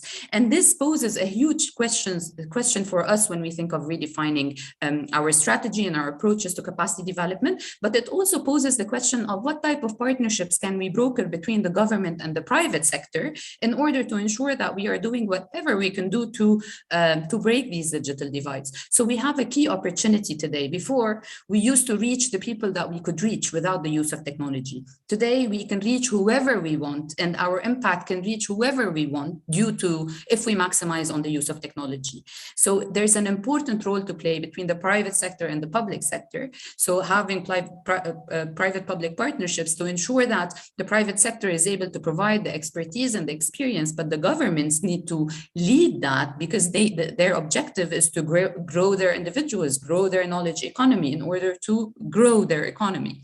So what can they do together in order to complement each other to ensure that we leave no one behind? I think this is the direction for us, leave no one behind when we're thinking of our capacity building approaches.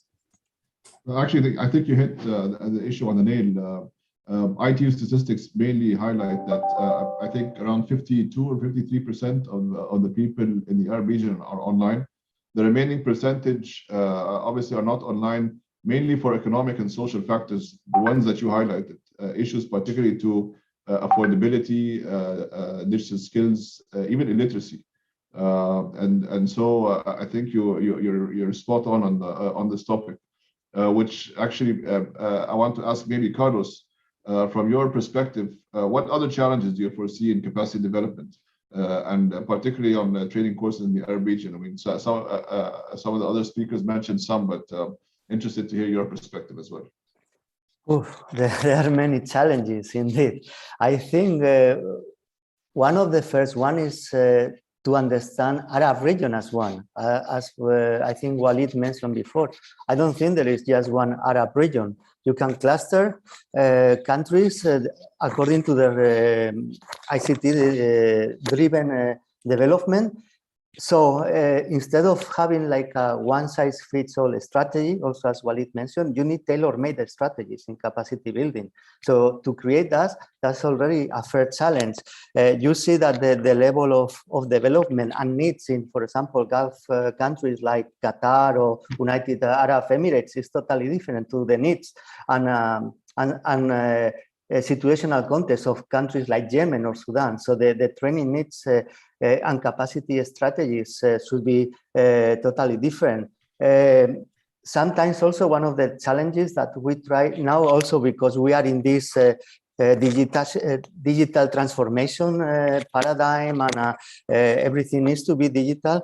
But we observe, for example, one startup that is very popular in Sana'a, in Yemen. I mentioned this one, Wakbat, is called Wakbat.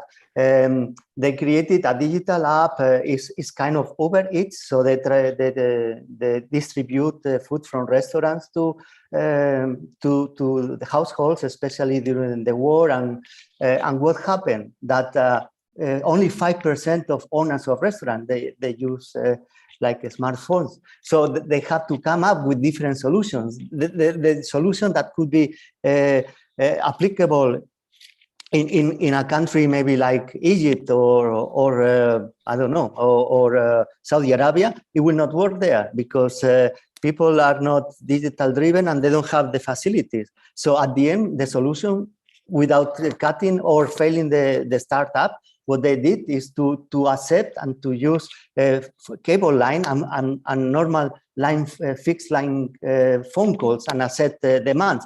So even during war, they will never, they never stop their business. They continue because they found solutions to their local circumstances. If you just use one solution that works in one country might not work in another one. So the strategies, one of the challenges is to create also the trainings in function of the local needs, and it has to be tailor-made and customized to each context at each country. Also, I think another of the biggest challenge is that you mentioned Arab region, and I miss, like we have in Europe, this regional approach. So you have kind of silos, and maybe there is a bit more integration of startups and the innovation ecosystem between Gulf countries, maybe, because you have also this Gulf Cooperation Council that they facilitate the trade and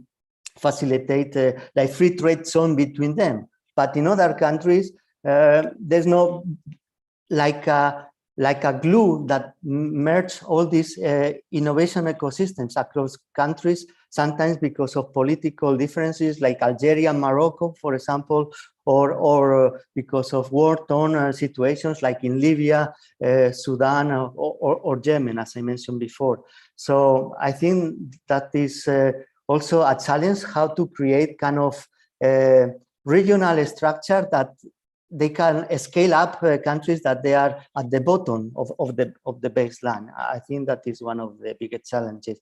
And I think another or a third challenge, but also depends on the environmental context, is the culture. No, I think especially I'm glad that Lama and Wasila are here, because there's also females and female population are very important drivers in entrepreneurial ecosystem.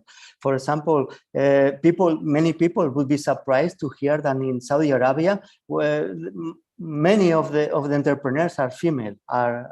So we have also some kind of these stereotypes. But if you map education level is very high in Saudi Arabia, and female population, many female graduates, they create their own startups in that country.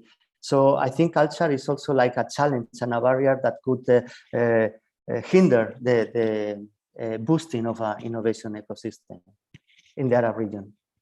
No, that's I mean, you mentioned very important points. Particularly, I want to touch maybe on one point regarding the regional approach that you mentioned and the siloed approach, the siloed issue. Yesterday, I think in the partnership session, there was a sort of a debate between, not a debate, but there were some discussions around market fragmentation in the Arab region, where a startup, in order for it to expand, it has to open branches in different countries to access different resources. I think including capacity building resources as well. And certainly this issue of market fragmentation is relevant to what you were saying about the siloed approach. There needs to be, I think, a general regional ecosystem that facilitates capacity building, access, and resources to all entrepreneurs across the region. Certainly, this would benefit the region at large. But also on the gender divide, like you mentioned, this is quite important as well. This is a big issue as well in the Arab region. Although I think it might be improving in the recent years, but it's certainly still an issue. And fortunately, our next speaker is a female. So, Ms. Wasila, I would like to ask you, what is the role of academia and other partners in capacity building in Algeria, please? Yes, thank you. Of course, academia is one of the main actors at the intersection of research, education, and innovation, which means that higher education is at the heart of the capacity building process as a major source of new knowledge and an important agent of its transmission. Algeria has emphasized the importance of education and higher education to support its development projects with more than 106 academic institutions, including universities, research centers, higher education schools and institutes, and so on. And very recently, a higher school of artificial intelligence. This evolution is the result of the policy of democratization and the free access to higher education and of its consecrated mission of public service. Both in terms of development and of new infrastructures and in terms of increasing the number of students through a development strategy, and also with the reform of the architectures of Algerian higher education, accompanied by an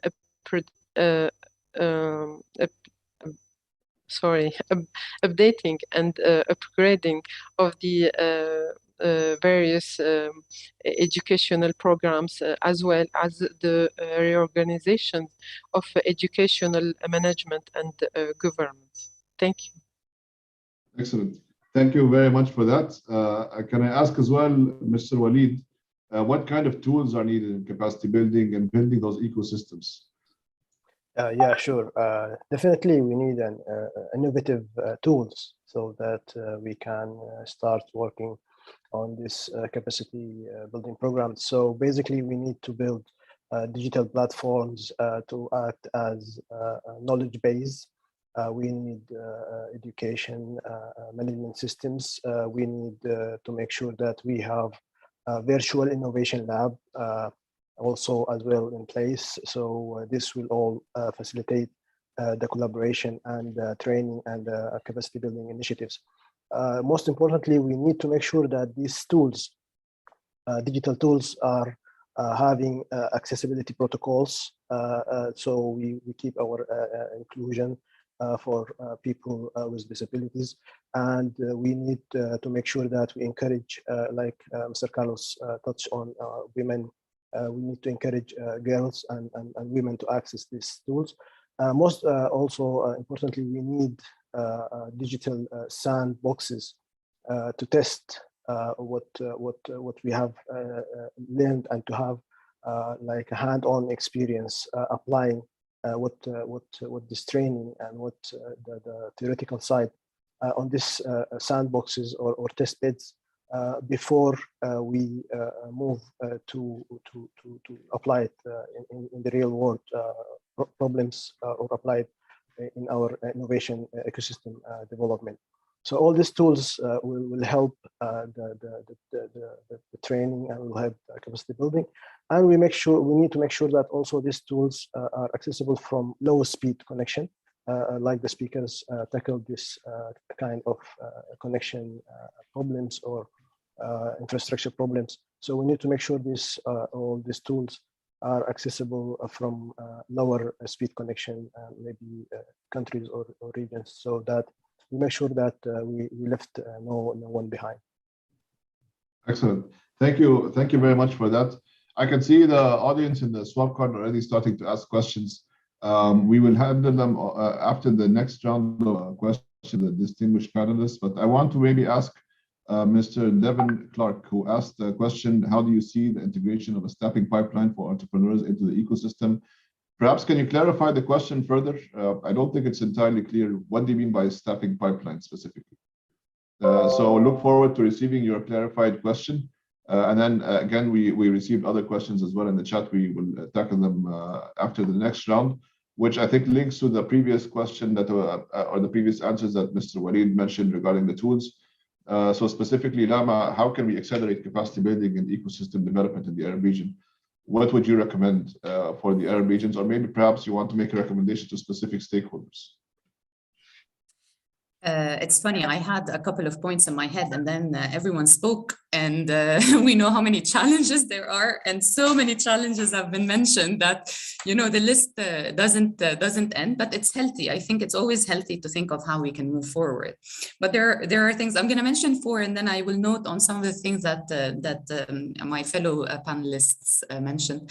So first, on the policy level, and not on creating new education policies, it's more on how can we implement on these policies. We've been having discussions around integrating ICT into curriculums in schools and universities as core for years, as long as I remember, and still something that we haven't done.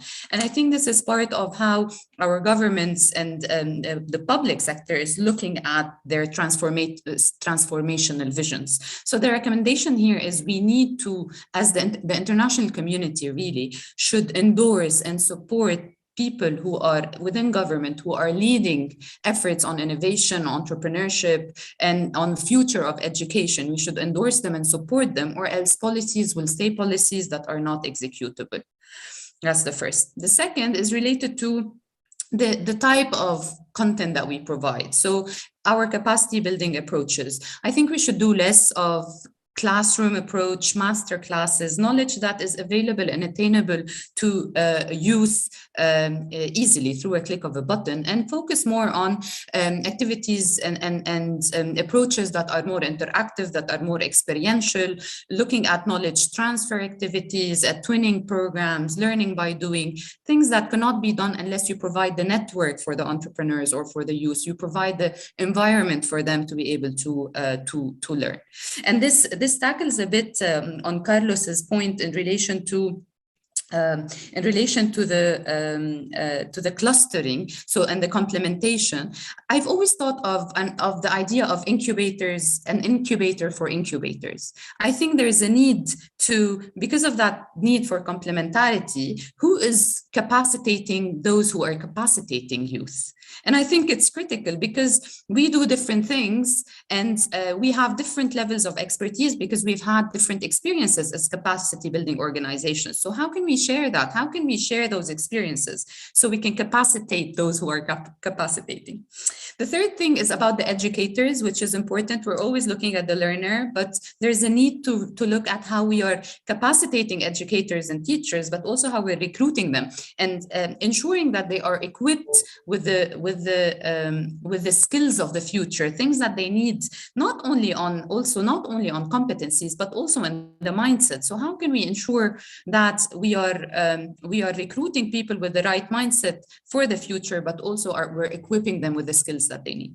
And lastly, on the digital divide, so this is an infrastructural issue, also very, very important. So to be able to break some of these digital divides, there's a lot of investment that needs to be put for access to the internet and its affordability to ensure that we leave no one behind. But also on the infrastructural, and when I think infrastructure, so I'm not talking about internet infrastructure, infrastructural in terms of building ecosystems. So partnerships between the private sector and the public sector, so we can think of this holistic approach, engaging everyone and seeing where can everyone actually contribute to the growth of our ecosystems. So those would be my four recommendations. And the final one that is inspired by Carlos actually is related to the contextualization and the tailoring of our support.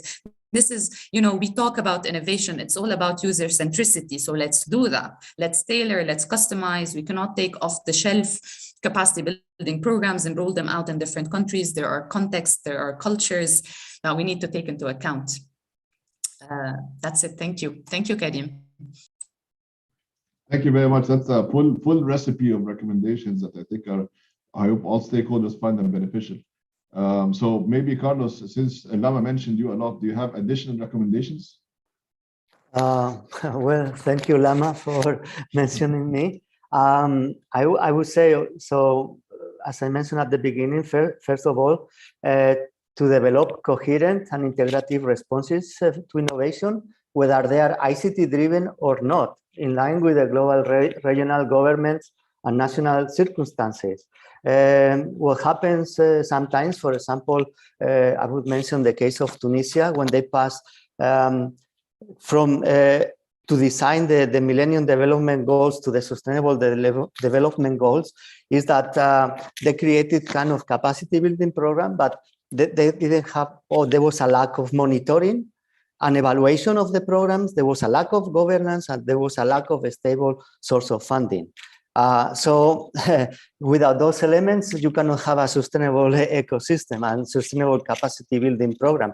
What I observe also, because I'm like 20 years in capacity building projects, is that many of them, or most of them, when the source of funding is finished, bye-bye, the project initiative is also finished. So you really need to look for sustainability of these projects and programs.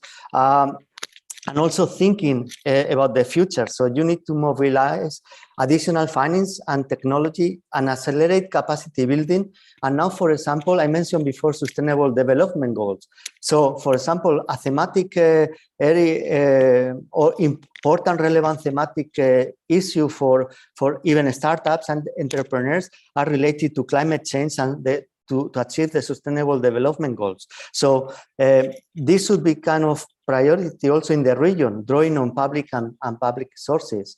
For example, one of thinking on the near future at different levels. For example, in the Gulf countries, that they are more advanced and more developed entrepreneurs that should have trainings on ESG, what is environment, social, and governance factors for sustainability, and how their initiatives, their startups could be aligned to achieve certain of the goals, because also maybe at global level, in the near future, at least at EU level, that's the case, that even for getting loans or for getting venture capital, now you have to fulfill certain environmental criteria. It's not only about profit, it's not only about growth, but it's about sustainable development. So I think this is some of the recommendations I would give for future capacity building programs. Excellent, thank you very much. Walid, do you have additional recommendations that you would like to propose? Actually, this innovation ecosystem is our weapon to face future pandemics, future natural disasters. We don't have much time, and we learned a lot from Corona pandemic. And now, my personal recommendation that we should have two plans and long-term plans. Short-term plan that we should utilize what currently ITU is providing through ITU Academy. And we should immediately start utilizing this kind of capacity building programs and training. And for the long-term plan, actually, we should focus on the academia partnership. And we have thousands of students in many levels, bachelor degree, master's degree, PhD degree, that they are in continuous search for good research topics. So we can direct them to do more research on the ecosystem building, ecosystem development, and innovation in general. So by this long-term plan, we will have a lot of research papers, research projects in innovation and innovation ecosystem development. And those students, after they join the workforce, they themselves will become ambassadors for the innovation ecosystem, and they will support because they spend some time doing research and they actually got their degrees doing research in this area. So they will become ambassadors for this ecosystem, innovation ecosystem, and they will support it whenever and wherever they have opportunities. So basically, this is my recommendation to accelerate. Excellent. Thank you very much. And last and definitely not least, Wasila, what would be your recommendations?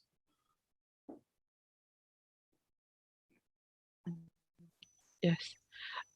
Yes, of course. But just I don't want to repeat what my colleague already said, but the Arabic status need to include the capacity building as part of a mainstream approach in all ecosystem development programs, and it's the good process. It's structured around the 5 steps. The first one is engage stakeholders in capacity development.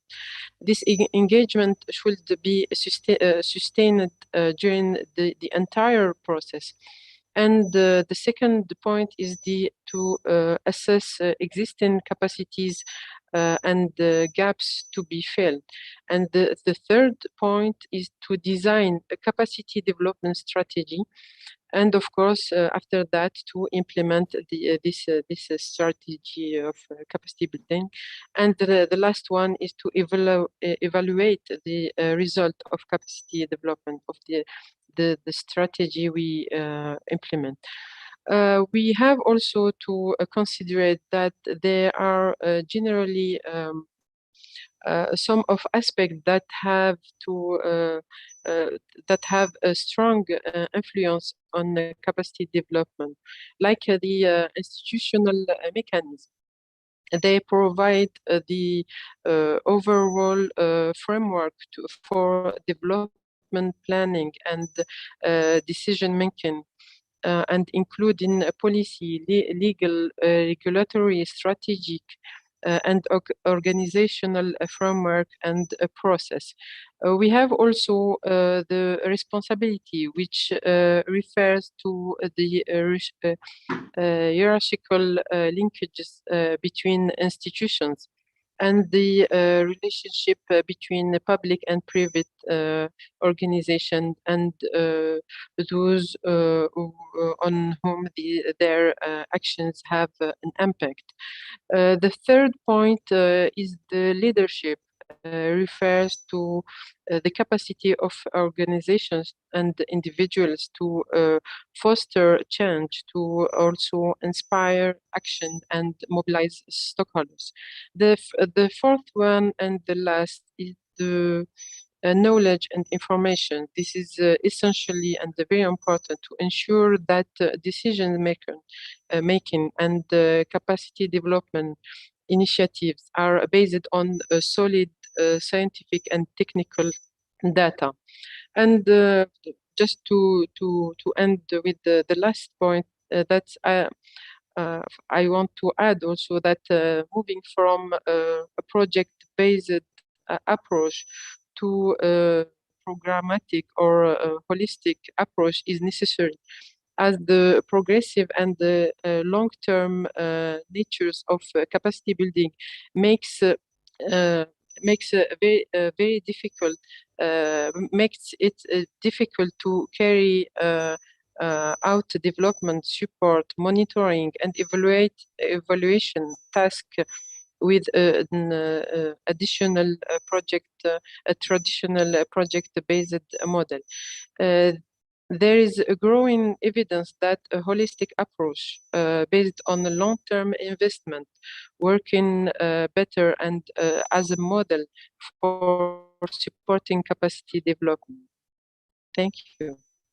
Excellent. Thank you very much. So we roughly have around 5 more minutes left for the session. We have a number of questions from the audience, and I do want to give the opportunity as well for takeaways from your end. So what I suggest that we do, I will read out all the questions that we received, and then I'll hand the floor to each of you one by one to give your takeaways and see if there are any of the questions that you would like to answer in your short intervention. So roughly we'll have around 1 minute each to answer the questions and make your takeaways.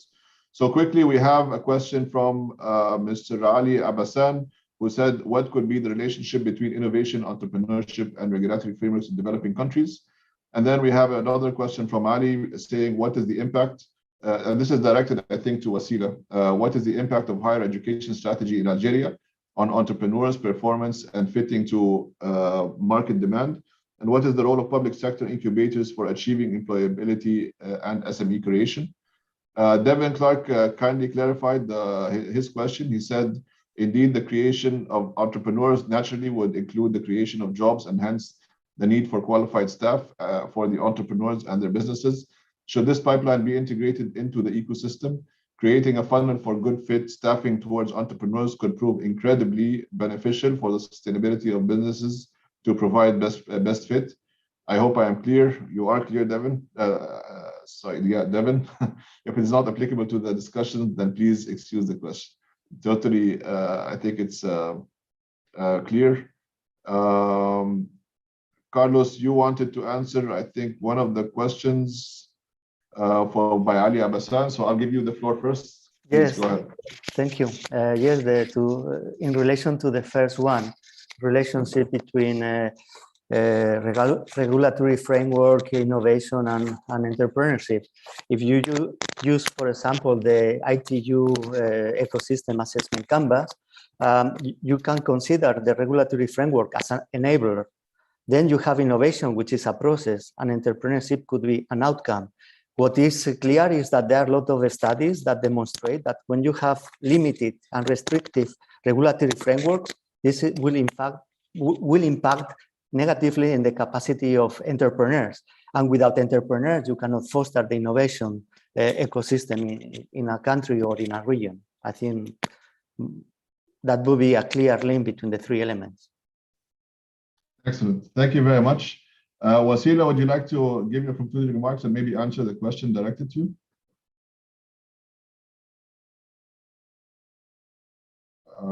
Wasila, can you hear us? Or is the connectivity flickering on my end or your? I'm not sure.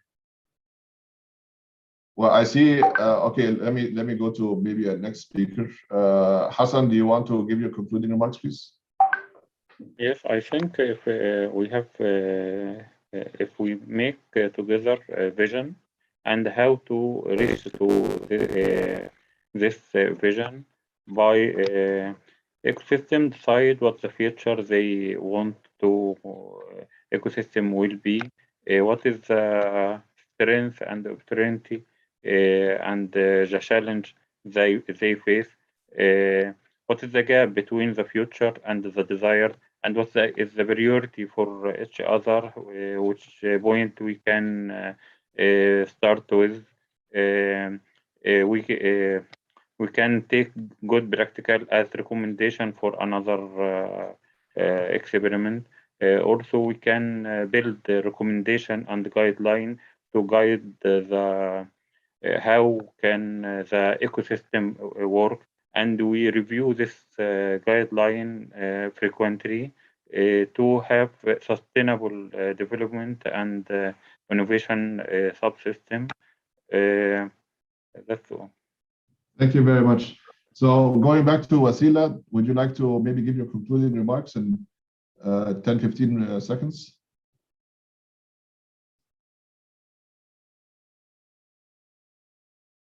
Wasila, can you hear us? Hello. Yes, I hear you now, but I think that I have some problem with my connection. No. Can you repeat, please, the question? No, I was asking you if you can give your concluding remarks. Thank you. Yes, I think. Okay, so thank you very much for inviting me in your webinar, and for the all participants. It was a very interesting webinar, and we had a lot of very interesting information. And I think that this subject is very important in our countries. So I think it's we have to focus on. So what we try to do here in Algeria. Thank you. Excellent. Thank you very much. There was a question directed to you on Swapcard, Wasila. I suggest perhaps if you want to interact with the question on Swapcard by chat, and perhaps you can try to answer it there. And then Walid, your concluding remarks, please. Yes, definitely. Actually, we shouldn't be afraid of diagnosing our ecosystems, and we should start immediately identify our needs, to identify what is capacity building programs, and we shouldn't be afraid to ask others for help. So, partnerships, through collaboration with the international organizations like ITU or a developed country. So we should start immediately in building our capacity and in providing training in this ecosystem development area. Excellent. Thank you very much. And last and definitely not least, Lama, the floor is yours. Thank you, Karim. I think from the questions and from everything that's been discussed, one thing I would like to note is the mindset. Because, we're talking about market demands, market supply. We still see students going into doing the traditional jobs that we are raised to become. There's different opportunities. There are different things that you can do, but we don't have the data. So how are we changing that mindset? And that happens early on in our education to ensure that the market supply is actually fitting the market demand, and the fear of failure. So I don't understand how we didn't talk about failure in this panel. I don't believe how we didn't talk about it, but this is at the core of it. We need to promote failure, and because this is where we start in changing the mindsets of the youth, and this is where we start in changing a bit the trajectory of how we're heading in terms of the future of jobs, the future of education, the future of markets. So thank you so much. It was a pleasure to meet all of you. Thank you very much, Lama. I couldn't agree with you more, particularly on the learning from failures. I just wanted to add one thing to Lama. Just following her thread is that it's very important to have to create not entrepreneurs by circumstances, but entrepreneurs by choice, so that they have the environment the other way. Yeah. Exactly. A very, very good point, Carlos. So I want to end by thanking all the distinguished speakers. I hope that you all interact with the rest of the forum via Swapcard. Our next session is an interesting one that will outline journeys of entrepreneurs. So I would like to hand it over to the next session. Thank you very much. Thank you. Bye.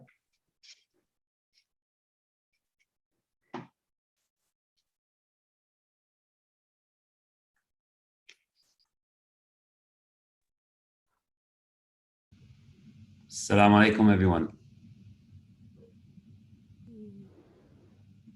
Alain, Khadija, Fatma, Munira. Hello. No, I'm not speaking, but hello. Welcome to the panel. I'm sure we will start in a moment. Yeah, خذي راحتكم, no problem.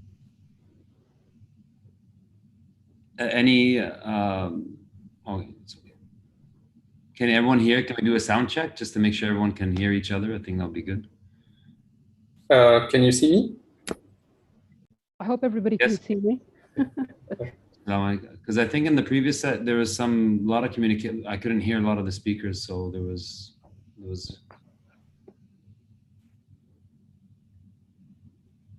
So I can help with the sound check and the camera check until the Khadija and the rest of the speakers join.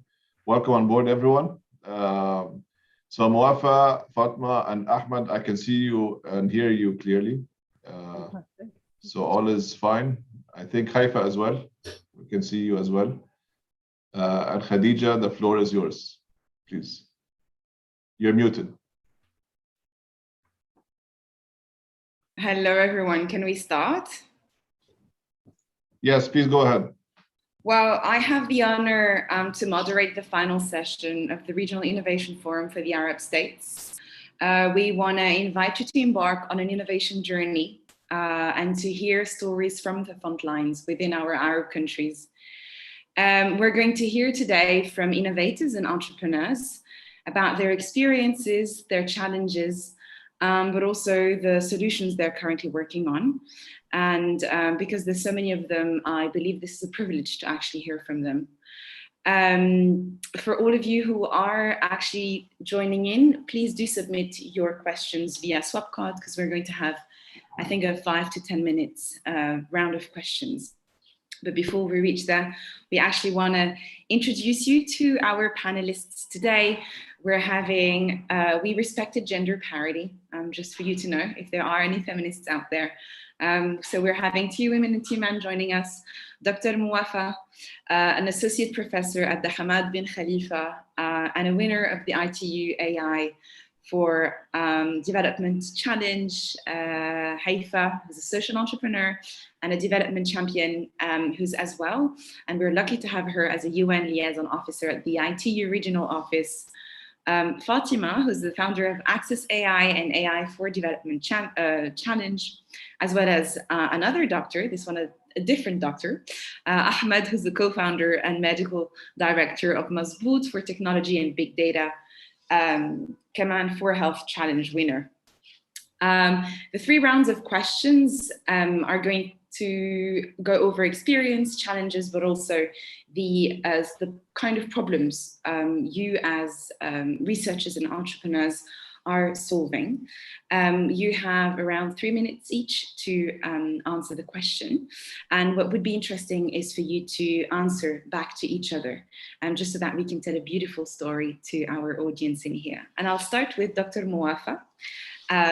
As an academic, how do you bridge the gap between research and entrepreneurship, considering that there is indeed a gap between research and entrepreneurship in the Arab world? Okay, thank you very much, everyone, and thank you for including me in this important forum to discuss and exchange ideas. The speakers in the previous sessions have been really excellent, and there's a lot of especially the talking about failure and what that means and defining that, and anyway, that's another. You need a culture of accepting failure. That's very, very important. And in the gap, talking about the research and entrepreneurship, I'm an academic. I'm a researcher. I work within these academic institutions. So my perspective would be different than a student or somebody like as a full-time entrepreneur. And if you understand academia, I remember when I graduated my PhD, I asked my professor, give me a hint. What should I do? It goes, Muafa, publish or perish. All right. And then, I start moving, okay, let's publish. And then sometime, I was in Saudi Arabia at the time, this concept, we can't just publish, we need to take our ideas and be innovative and take these ideas and make them, into products. And there's a very strong movement within the region and within GCC specifically, to move away from the natural resources in terms of creative and knowledge economy. So there was a big push on that. And I started entering this innovation, entrepreneurship, and as academic, even my colleagues, and why are you wasting your time with this stuff? The bread and butter is publish or perish. And if you get involved in innovation, entrepreneurship, you're not going to be evaluated and he's going to waste your time and so forth. So that was the culture, of academia in general. But as we move forward and there's a push for incubation, taking these ideas and getting research grants. And part of the research grants is you have to have some kind of technology, commercial ready. Where will you be by the time the research is complete? This has put pressure as well on academicians, because I've never been trained to be an innovator entrepreneurship. I've been trained to publish research work. And now, I was in the College of Public Health, and now I'm in Qatar College of Science and Engineering. There's a strong push, and a good for, I remember our dean, and he goes, Mofa, when you first, research is important, but I want to see something tangible. And that means the College of Science and Engineering is to a shift, because we develop, we make products and so forth. And that was, pushed me to do the emotion sensing recognition application, which we received, which was, unique. So now we move from in academia, from this publish or perish to demo or die. Like, you need to create this kind of demonstration, demo or die. And now the next movement is deploy or die. You need to deploy, not just demo it and show, hey, I did an idea. How do you deploy it? How do you market it? I was involved in a startup. It's time consuming. It's a full-time job. How can I do that as an academic? Work, teach, do my research, and at the same time be involved in innovation entrepreneurship. I can't do it. It's really important. I have to choose. I can't have, almost like two masters. I can't have my feet in both places. And I really believe now from deploy or die, it's going to be like, succeed or die, make a product. And instead of grants, instead of actually having research grants, we want products, and we want these to create revenue. And if you can't do that, well, what's the point? But this works in STEM, science, technology, in the STEM world. But what happens to liberal arts or Islamic studies and that's where I feel, at College of Science and Engineering, we need to, we're very good at building, but we're not maybe good at understanding the human elements of things. And that's where we need to combine or create a collaborative between our, in the liberal arts and try to use our techniques and our to solve their problems. And I think if we create that kind of ecosystem, and there's a way of doing that, and creating an atmosphere and environment, hey, you know what? If you have a good idea, you can take a year off, and we'll give you some industry partnerships, some funding to get it there. But I think the university is very hesitant in like really pushing that. So they're testing waters. We're here in Qatar, especially, we're in the demo or die, deploy or die kind of framework. But how do we move that and like actually, hey, let's have a real life actual product that is actually in the community that you can, as a full-time entrepreneur or with some partners to help you and train you. I think after more than 3 minutes, I'll stop. No worries. So, because I love the transition. So actually, Dr. Mouafa, we're going to ask Fatemeh what it actually feels like being in that demo or die, deploy or die kind of world. Fatemeh, what does it feel like being an innovator in the Arab world?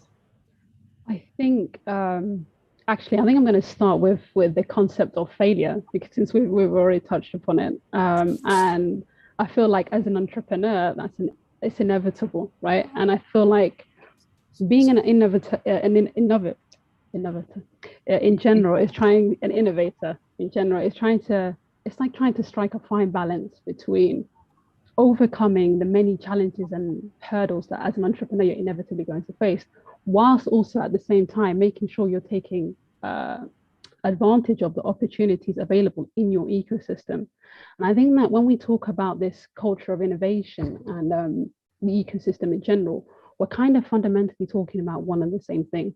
And if you look at the textbook definition of what it means to innovate or innovation in general, what we're talking about is bringing new ideas to the market, new methods, different ways of thinking, new or different forms of change. And I think that when, as an entrepreneur, you're bringing these new ideas to the market, you're going to need a support system, right? You're going to need an enabling environment. And that enabling environment has to consist of important stakeholders like policymakers, financiers, researchers, academics. And that environment, I mean, for us, we didn't have it. I mean, being an innovator in general, I think when we talk about it in other ecosystems, for them, they're kind of sort of building upon something that's already there, right? It means like improving upon something that's already there for you. But for us, we didn't have that. So we started from a ground zero. So I would say it was incredibly challenging. And I think being an innovator in our ecosystem was difficult because not only did we not have the support that we needed, but we also didn't have the luxury of time. And by that, I mean, we didn't really start, or we didn't think we're gonna, reinvent the wheel or start from scratch. We sort of said, okay, what is a concept that sort of is working, but we can put a spin on it? And we took micro work and we said, you know what, we are going to provide jobs in Somalia and Somaliland. And we took that and we applied it to our ecosystem. And I think that for us is something that is working. And for us, not trying to reinvent the wheel or start from scratch is what worked for ourselves. So it was hard in general, on a general note. But bouncing off the experience of Fatima, how has your experience potentially been either similar or different? And perhaps could you go on to the areas of ease, so not only the challenges, but perhaps things that were a bit more easy in the Arab world? What has been the easiest and the hardest? Dr. Ahmed. I have studied medicine in Egypt. Then I've graduated in 2013. It was at the start of the movement of entrepreneurship to spread in Egypt. And then I started to be like, I want to be entrepreneur. So and that was completely different from being a medical doctor. Because there are many different points between medical practice, which is completely regulated. You should do everything in evidence. You should use the evidence in every single action you do. And being an entrepreneur, which you should disrupt actually the rules, and you should innovate something new. That's not happening. Then I started to be entrepreneur in healthcare and mixing between both worlds, which was challenging. The first thing I should have done, which is research and development. So starting from the evidence, starting from the medical evidence, the public health factors, which health problems do we face in Egypt? What should we do to fix them by innovation? And if there are any other relevant innovations in other parts of the world, and then started to focus on chronic disease as the problem to try to innovate or try to fix by innovation and entrepreneurship. It was in 2018 when we established the company or legally incorporation. And then the entrepreneurship system in Egypt was much more mature than when I graduated.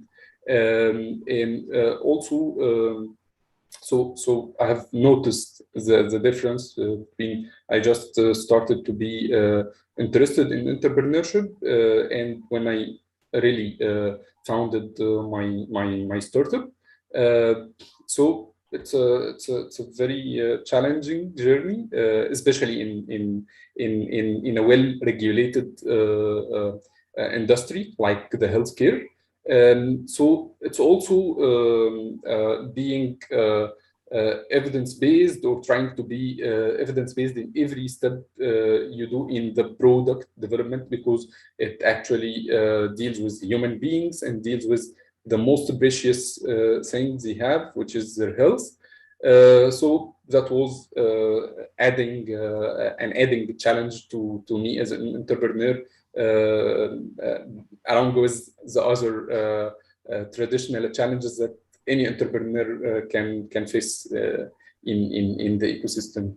Thank you, Ahmed. Since you're actually wearing two hats, many of you are wearing two hats, just like Haifa, who's with us here. Haifa is both a social entrepreneur and an innovator. Many of us actually in the Arab world juggle different hats, but what would be interesting is to understand and to know, perhaps, and to hear from what it actually feels wearing these two hats in our ecosystem, Haifa. Thank you, Khadija. Oh, it feels fantastic. And the question to the audience there is try to figure out whether that was sarcastic or not. I think the way I like to think about it is that, well, I am primarily an innovator. And that's the definition that Fatima had given. So for me, an innovator is someone who has the mindset of innovation, being someone who thrills and thrives on challenges, really wants to solve a problem that is somewhere there in society. In the case of social innovation, it is someone who cares about societal problems, hence the word social. And the third thing is someone who disposes of certain tools that would help him solve those problems. In the way I like to see it is that there are different spheres or spaces for innovation, those being, for instance, the talent space, where we find tools like storytelling or positive deviance, reverse mentoring. The intelligence space, there we're talking more about research, such as Dr. Muwaffaq has said. We're talking about behavioral knowledge and insights. We're talking about critical thinking. Solution space, and the tech space, the technology space.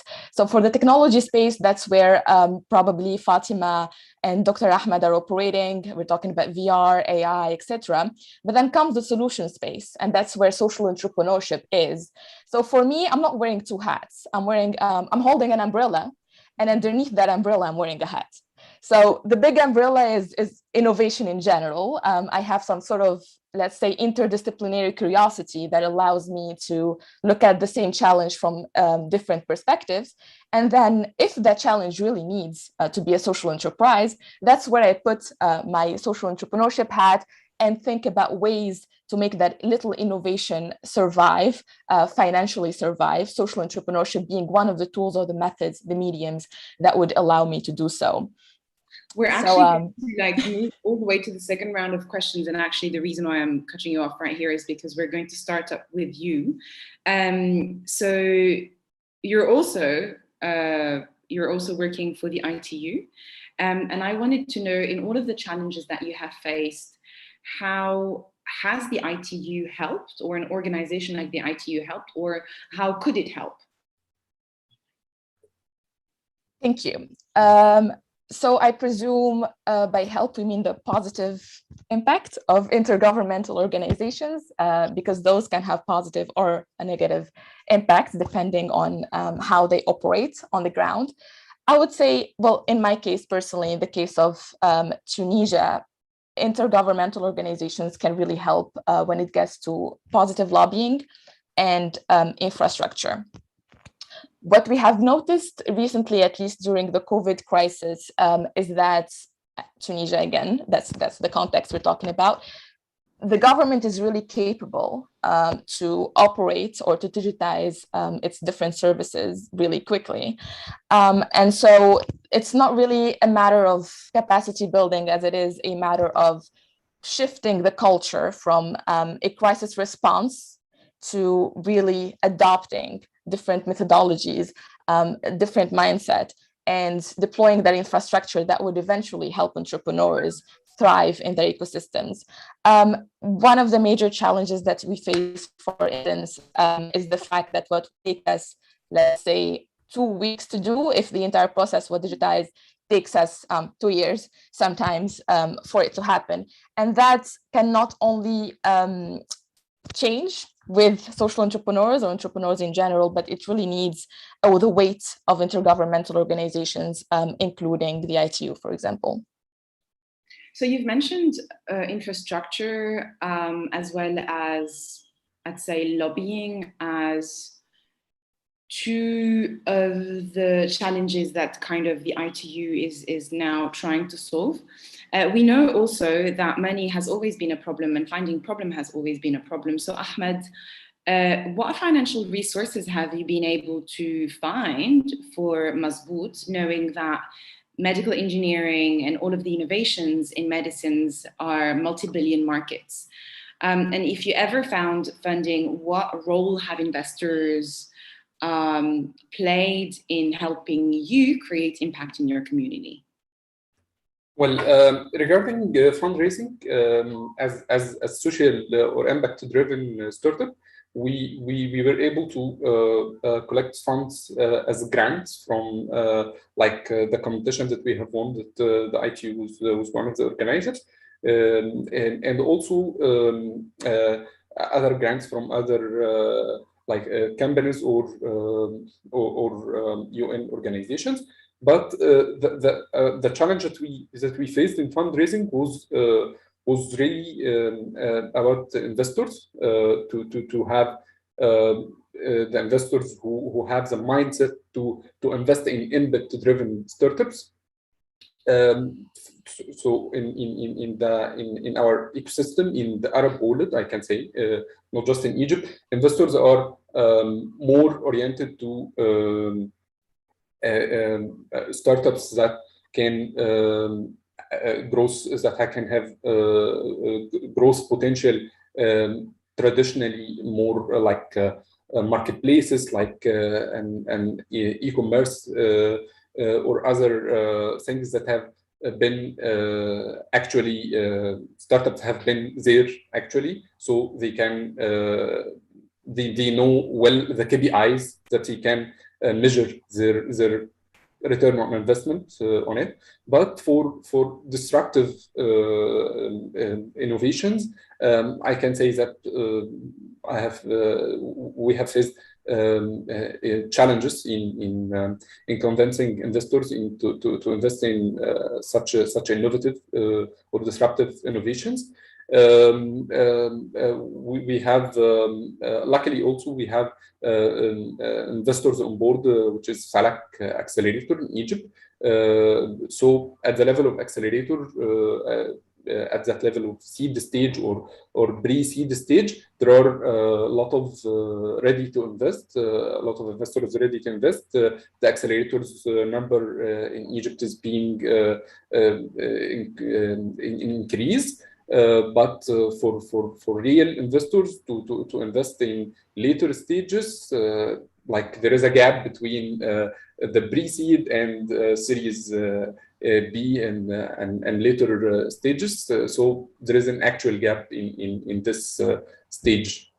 I'd be curious to know, Fatma, if in Somaliland you also had similar challenges in terms of funding. And also hear a little bit on how you try to solve it. Absolutely. I think for us, the number one challenge we had was funding or lack of capital, or actually, I don't think it was a lack of capital. I think it was access, right? Access to early stage funding. And that was what we were missing at the beginning. And for us, I think a lot of research or financial institutions regarded us as the high risk investment. And the reason for that was people said to me, okay, so you are a 26-year-old woman without a solid tech background, and you want to build a business in sub-Saharan Africa, right? And your business has a social mission and only a social mission. And you only want to hire people from low income backgrounds.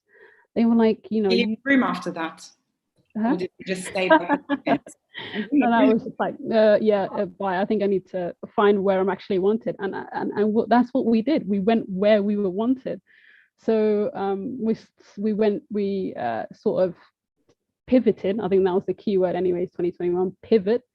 We pivoted our organization, and we went to government institutions and things like that, and funding in that way. So we started looking for grants, and that is actually what gave us a kickstart to our business. And now we're actually on track to becoming self-sustaining and generating revenue through the services that we actually provide. So I think in general, the main thing the thing that we could have improved was education. It really comes down to education, or a lack of education, and removing the friction in the funding process between entrepreneurs and investors. So I think that's something that's important. Thank you, Fatma. Since we were about to speak about education, we'll go back to the world of academia. Dr. Muafa, what is current? I know that a lot of research that is produced right now in the Arab world does not specifically translate into, I'd say, tangible service innovation or product innovation. And so what is the missing link that could help spur, but also encourage more students and researchers to venture into entrepreneurship and create successful products?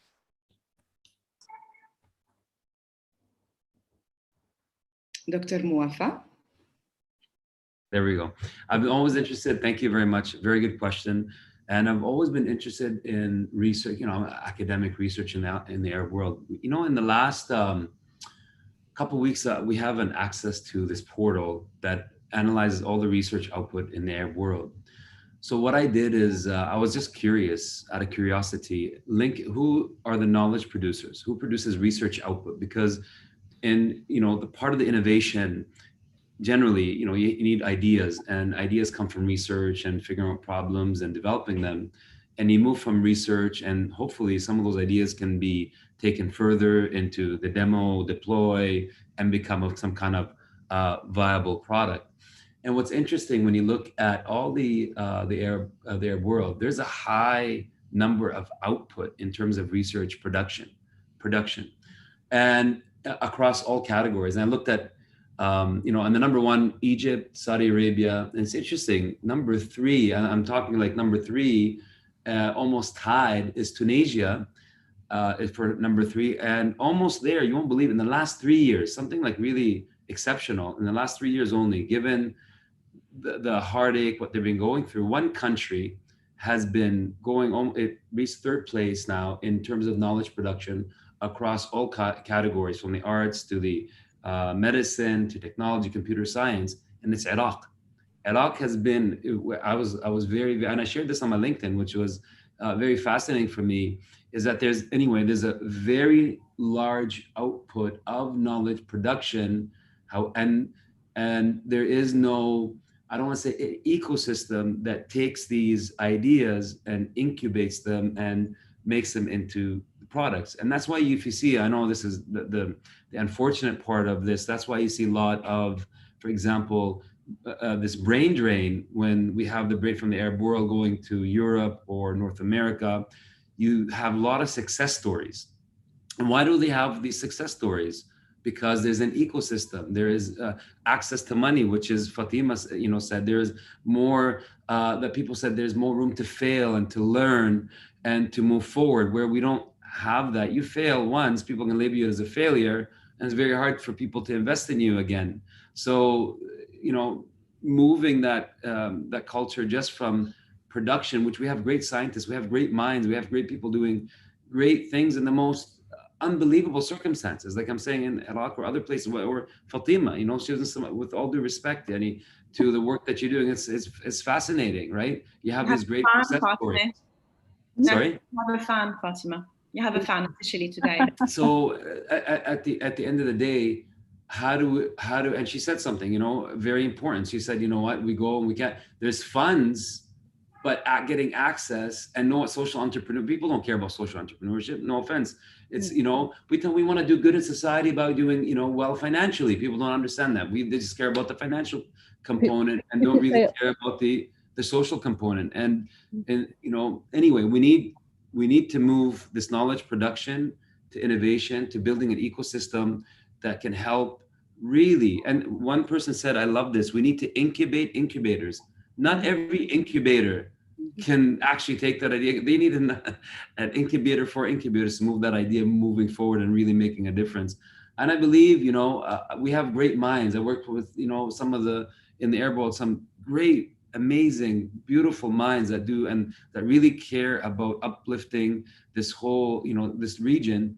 And, you hear these great success stories. And one other thing, a lot of these success stories, unfortunately, or, the Kareems of the world, they're Me Too products.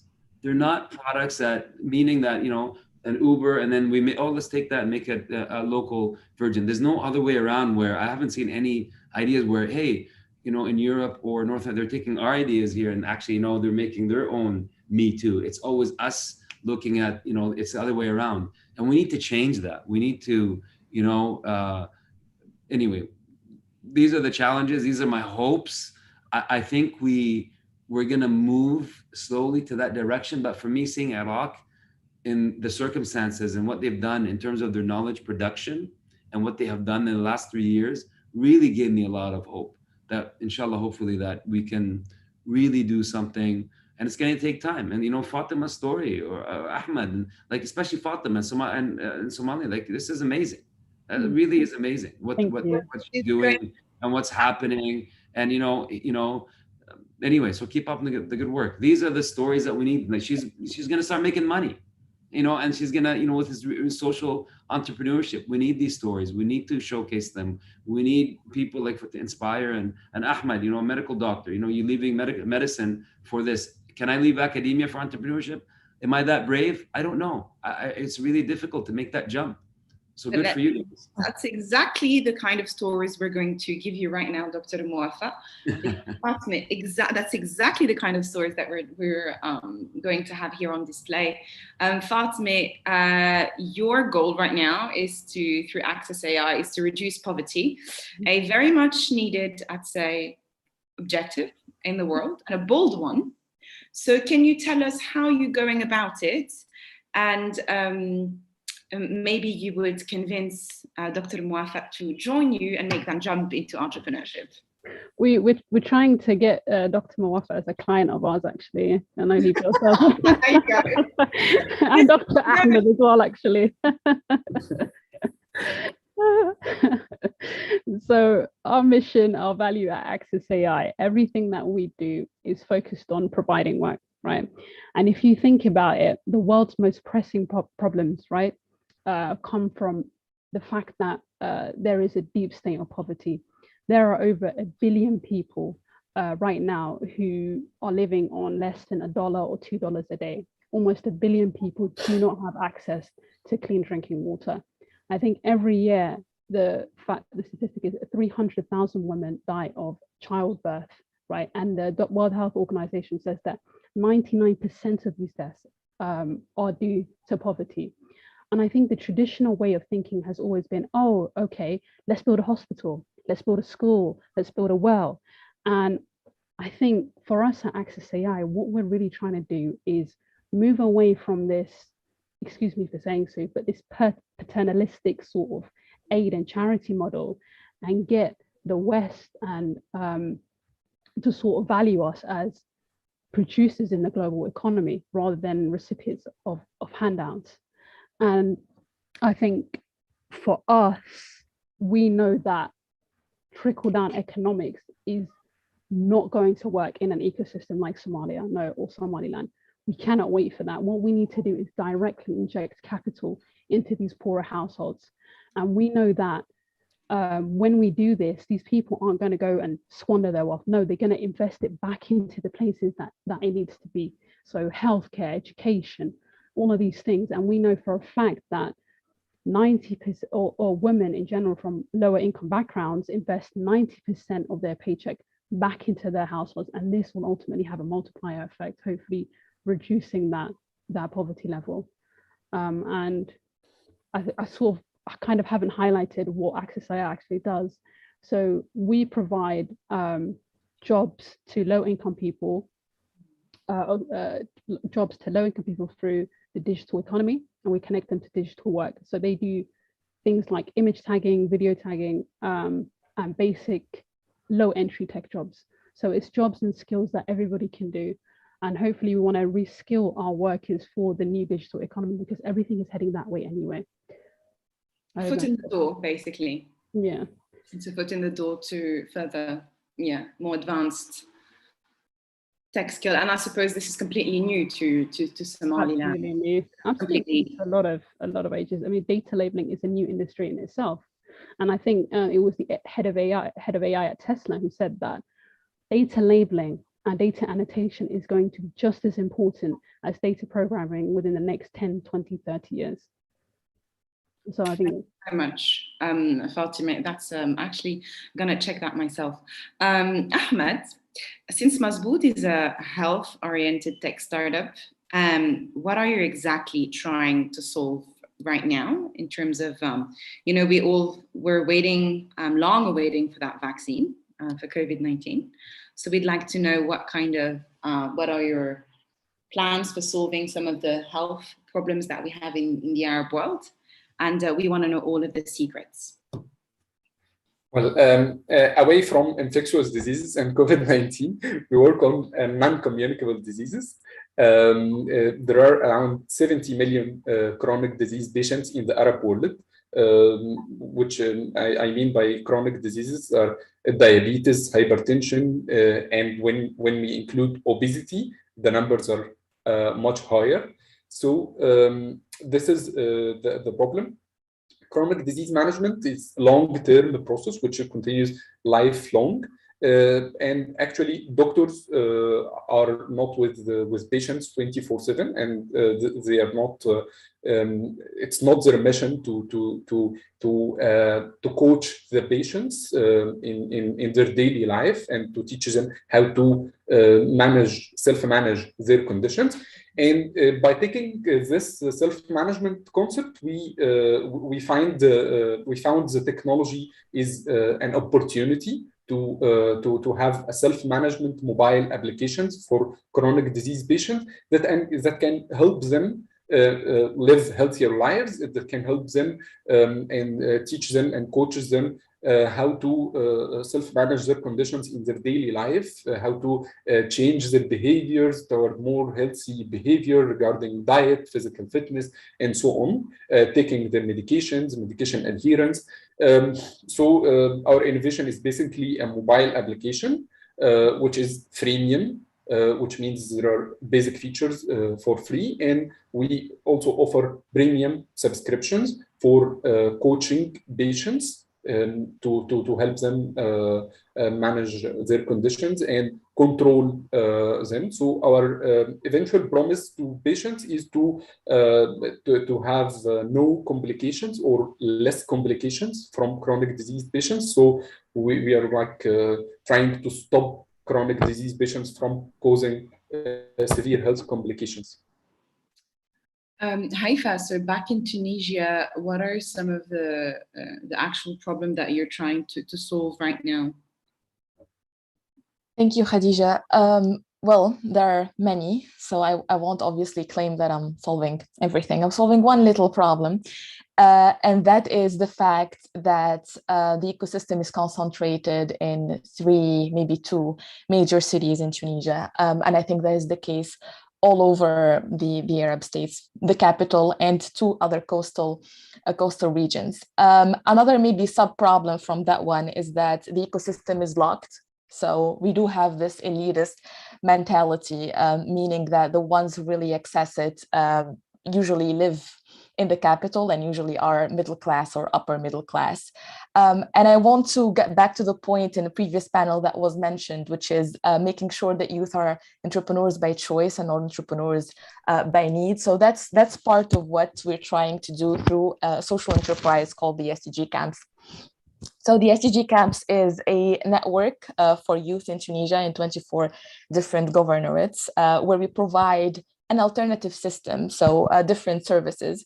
Those include, well, an incubation, obviously, for those who want to be social entrepreneurs, an incubation program, but we also provide a community project program for the people who don't want to be entrepreneurs, and that is completely valid, because I also feel like recently in the Arab world, there's this pushing down the entrepreneurship agenda down the youth throat. That's the only way that you can thrive. So at the SDG Camps, we believe that, you know what, you can be whatever you want. It's a whole locked system where we support you to be the best version of yourself. So you can be a social entrepreneur because we have the incubation program that's inclusive and open in 24 and digitally enabled in 24 different governorates. We have the community project track for those who want to be, community servants in any way, shape, or form, or maybe even innovators, free spirits that just roam the wild and the earth. And then we have political advocacy for the ones who want to be politicians. We need good politicians in this world. And then we have a track for media influencers. So we're trying to really support, TikTokers, Instagrammers, real creators, to use those skills and tools that they have for the sake of promoting the SDG agenda. And that is the SDG camps in a nutshell. We believe that in 10 years from now, if you're a social entrepreneur, then you will have your peers who graduated from the community track project who would support you in your lobbying and creating clients for you within their neighborhoods. The politicians would support you because they know you already, they graduated the political advocacy track. And then the media influencers will also support you because they have the tools and the platform to do so. So that's pretty much the SDG camps in a nutshell. Thank you so much, Haifa. Dr. Muafa, by the way, so that one is a last question before we actually answer questions from our audience. So currently, what's the state of research and innovation in the Arab world? And perhaps because you gave us an overview of who's producing research, but I would, if ever you have that data, I would personally be curious to know what research is produced on or about, what type, what are the sectors where research is actually produced? Thank you. So, when you look at, when I drill down into the, medicine is big in the Arab world, computer science and technology is also some of the arts as well. So basically there's a knowledge production effort across all categories. And just, it's the nature of the discipline. Some disciplines publish a lot more, like in medicine or in computer science, than, for example, in the art, more in the liberal arts. But the question is, it's not about knowledge production. It's about, that innovation, entrepreneurship, and how do you move that knowledge, that how do you train a professor that's been all his life, publish or perish, and then you go to your colleagues, let's move into entrepreneurship innovation, and they think you're some kind of weirdo that you're talking about. Let's focus on the bread and butter, which is, let's produce and let's, produce knowledge. And, yes, there are, like here at Hamid, there's technology parks, and but there's still, I still feel there's a disconnect as well in terms of culture. Like, I'm a researcher, I'm not a businessman, but, social entrepreneurship, hey, you know what? That's pretty cool, because we enter academia for a noble cause. I didn't enter academia to be a businessman. Otherwise I wouldn't have entered academia in the first place. All right. So how do we, social entrepreneurship for me, it was, doing well financially by doing good in society, by keeping things financially, moving. So I'm not, a thesis or that's put on the shelf. So a lot of my students, I, push them to this demoing, like have an idea and let's present it. And you never know, that one idea might take off. So as I said, going back just to summarize, yes, there's knowledge production across all sectors. That's, world class. That is, some of the top research work that's been done, but doesn't mean that's translating into innovation, entrepreneurship, and that we're making products. Yes, there are stories. And, I'll end with this, a lot of the products that have been produced haven't been, from university, have been people that, full-time entrepreneurs taking this Me Too, oh, there's an idea that works in the States and trying to localize it here. But we need to move to a YouTube kind of way that, hey, some people in other countries, they're taking our innovations and ideas and they're localizing them in their markets. Hey, you too, you're doing that too? So we need to move that for me, that's success.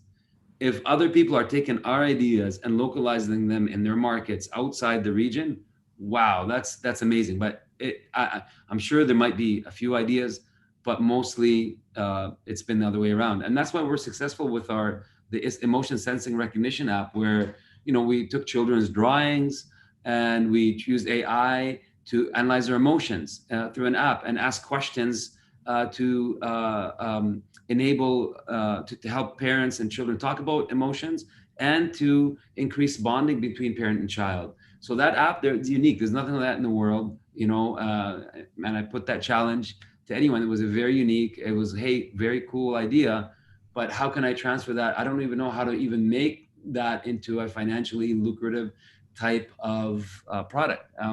Do I have time to do that? No, I don't. Is it part of my evaluation at the end of the year? No, it's not. So at the end of the day, and intellectual property, I work at a university, so anything that I produce, the university owns, right? And they will be my partner moving forward and all that kind of stuff. So it's very complicated. It's not, there's no one simple answer. I'm talking as an academic in an institution that, academic institutions within the Arab world. Yes, if I was a full-time entrepreneur, it may be different. And how do I, I wouldn't have went to school, university 10 to 12 years to be an entrepreneur. I would just, started from day one to be an entrepreneur. So anyway, but social entrepreneurship has been probably the most achievable or the most kind of convincing thing for me, because I'm still doing, some social good in societies. I'm doing good in society, but I'm also getting some financial rewards to keep this project going. It's not going to make me rich. Well, we hope so, but we'll make a difference. And that's why I joined academia, not to be a businessman, maybe to be, hopefully, to do good in society. And for me, social entrepreneurship as a label, I'm okay with that. Merci, Dr. Mouafa, and we hope you get rich one day. As we're reaching the end of our session, I'd like to, so all of you here, I'm going to call up your names, for you to give a 30-second kind of hope takeaway for today's discussion on you undertaking that innovation journey in the region, sometimes alone and sometimes with people that surround you. So Dr. Mouafa, back at you. 30 seconds, hope. Me too, to you too. Ahmed. Well, I believe that the challenges in itself carries hope. So every challenge carries with it the hope to find a solution. So there is always the passion to do this. La Tunis, Haifa. Let's try to implement contextualized, citizen-centric, and specialized interventions. Whatever you are, try to do this, and we should be fine. Fatima. Education, cross-sector collaboration, less aid, more work. That hasn't fallen into deaf ear, Fatima, so thank you so much. I think this is the end of the Regional Innovation Forum for the Arab states. The ITU is always here to help build a thriving and competitive digital innovation ecosystem in the region. For all of our work, you can connect at innovation.itu.int. And I believe if there are perhaps further questions from the audience, this is now your moment to jump in, as we're having another 8 minutes or so. Who do we have here? Chiavina, Faisal, and Annie. Dr. Foresee, all the way to you. What would stop you from assessing impact of that particular initiative that you mentioned? The one who's supposed to make you rich, remember that one? Using a simple survey and then automizing data collection as well as report with analytics. Was it a lack of such a tool, perhaps? No, the issue for, it's not the issue about the tool or the technology, is putting, again, putting the time and the effort, creating within universities that, hey, in the Arab world that, hey, you know what, this is an idea, let's take it on, let's take it to the next phase and give you time. It's not about it's not about just moving forward and giving the academic or the researcher time to develop and to innovate and to spend time. Give them it's not about the training. There's lots of training. I've done all the training. It's like industry. Like, is there an actual company that, hey, we like this idea. We're going to take it on. We can include you in the process, and this way let's move it forward. So, but that brings out another level of complexity. How do you, who owns the IP? How do you revenue sharing? All these kind of complexities that come about from this stuff. And I don't think universities are ready or have the policy or the procedures they're moving there. And I think this is happening, especially when you talk about science and engineering. But are we there yet? No. Is it going to take time? Yes. I think we need some good success stories like, hey, you know what? there's a product from these key universities. They're like been whatever, multi-billion or multi-million-dollar products. And these, if we have more of those stories, this will really encourage other universities to start investing in faculty and in their ideas and in their products to move them forward. And again, you know, this concept of, you know, being why do you go to university to become a professor if I can be a businessman with an undergraduate degree? You do it for a purpose, and, you know, and this social good, this concept of this noble cause.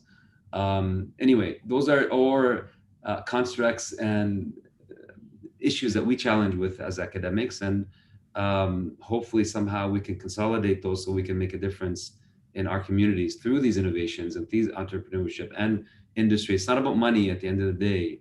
It's about making a difference.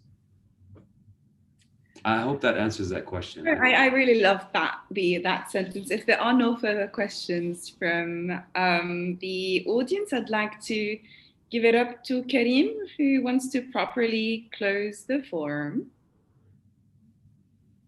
So thank you very much, Khadija, and the distinguished speakers of the last session. It's not about money at the end of the day, it's about making a difference. That, I think, is the perfect note to end the Regional Innovation Forum.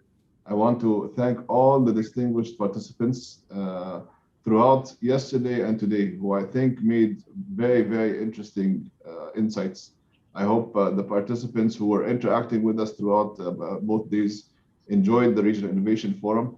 I want to invite you to continue your participation in the Global Innovation Forum and the other regional innovation forums taking place for the rest of today and the rest of the week.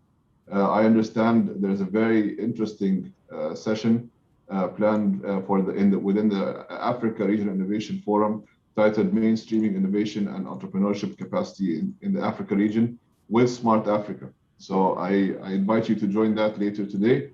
And with that, on that note, this forum is an annual forum, so hopefully we will see you again next year. Hope you all stay safe. And once again, thank you all for the participants and for the speakers. And well done to all the organizers. Thank you very much. Thank you, everyone. Thank you so much. Thank you, Khadija and Ahmed and everyone else. Thank you. And Karim, thank you. Assalamu. Thank you.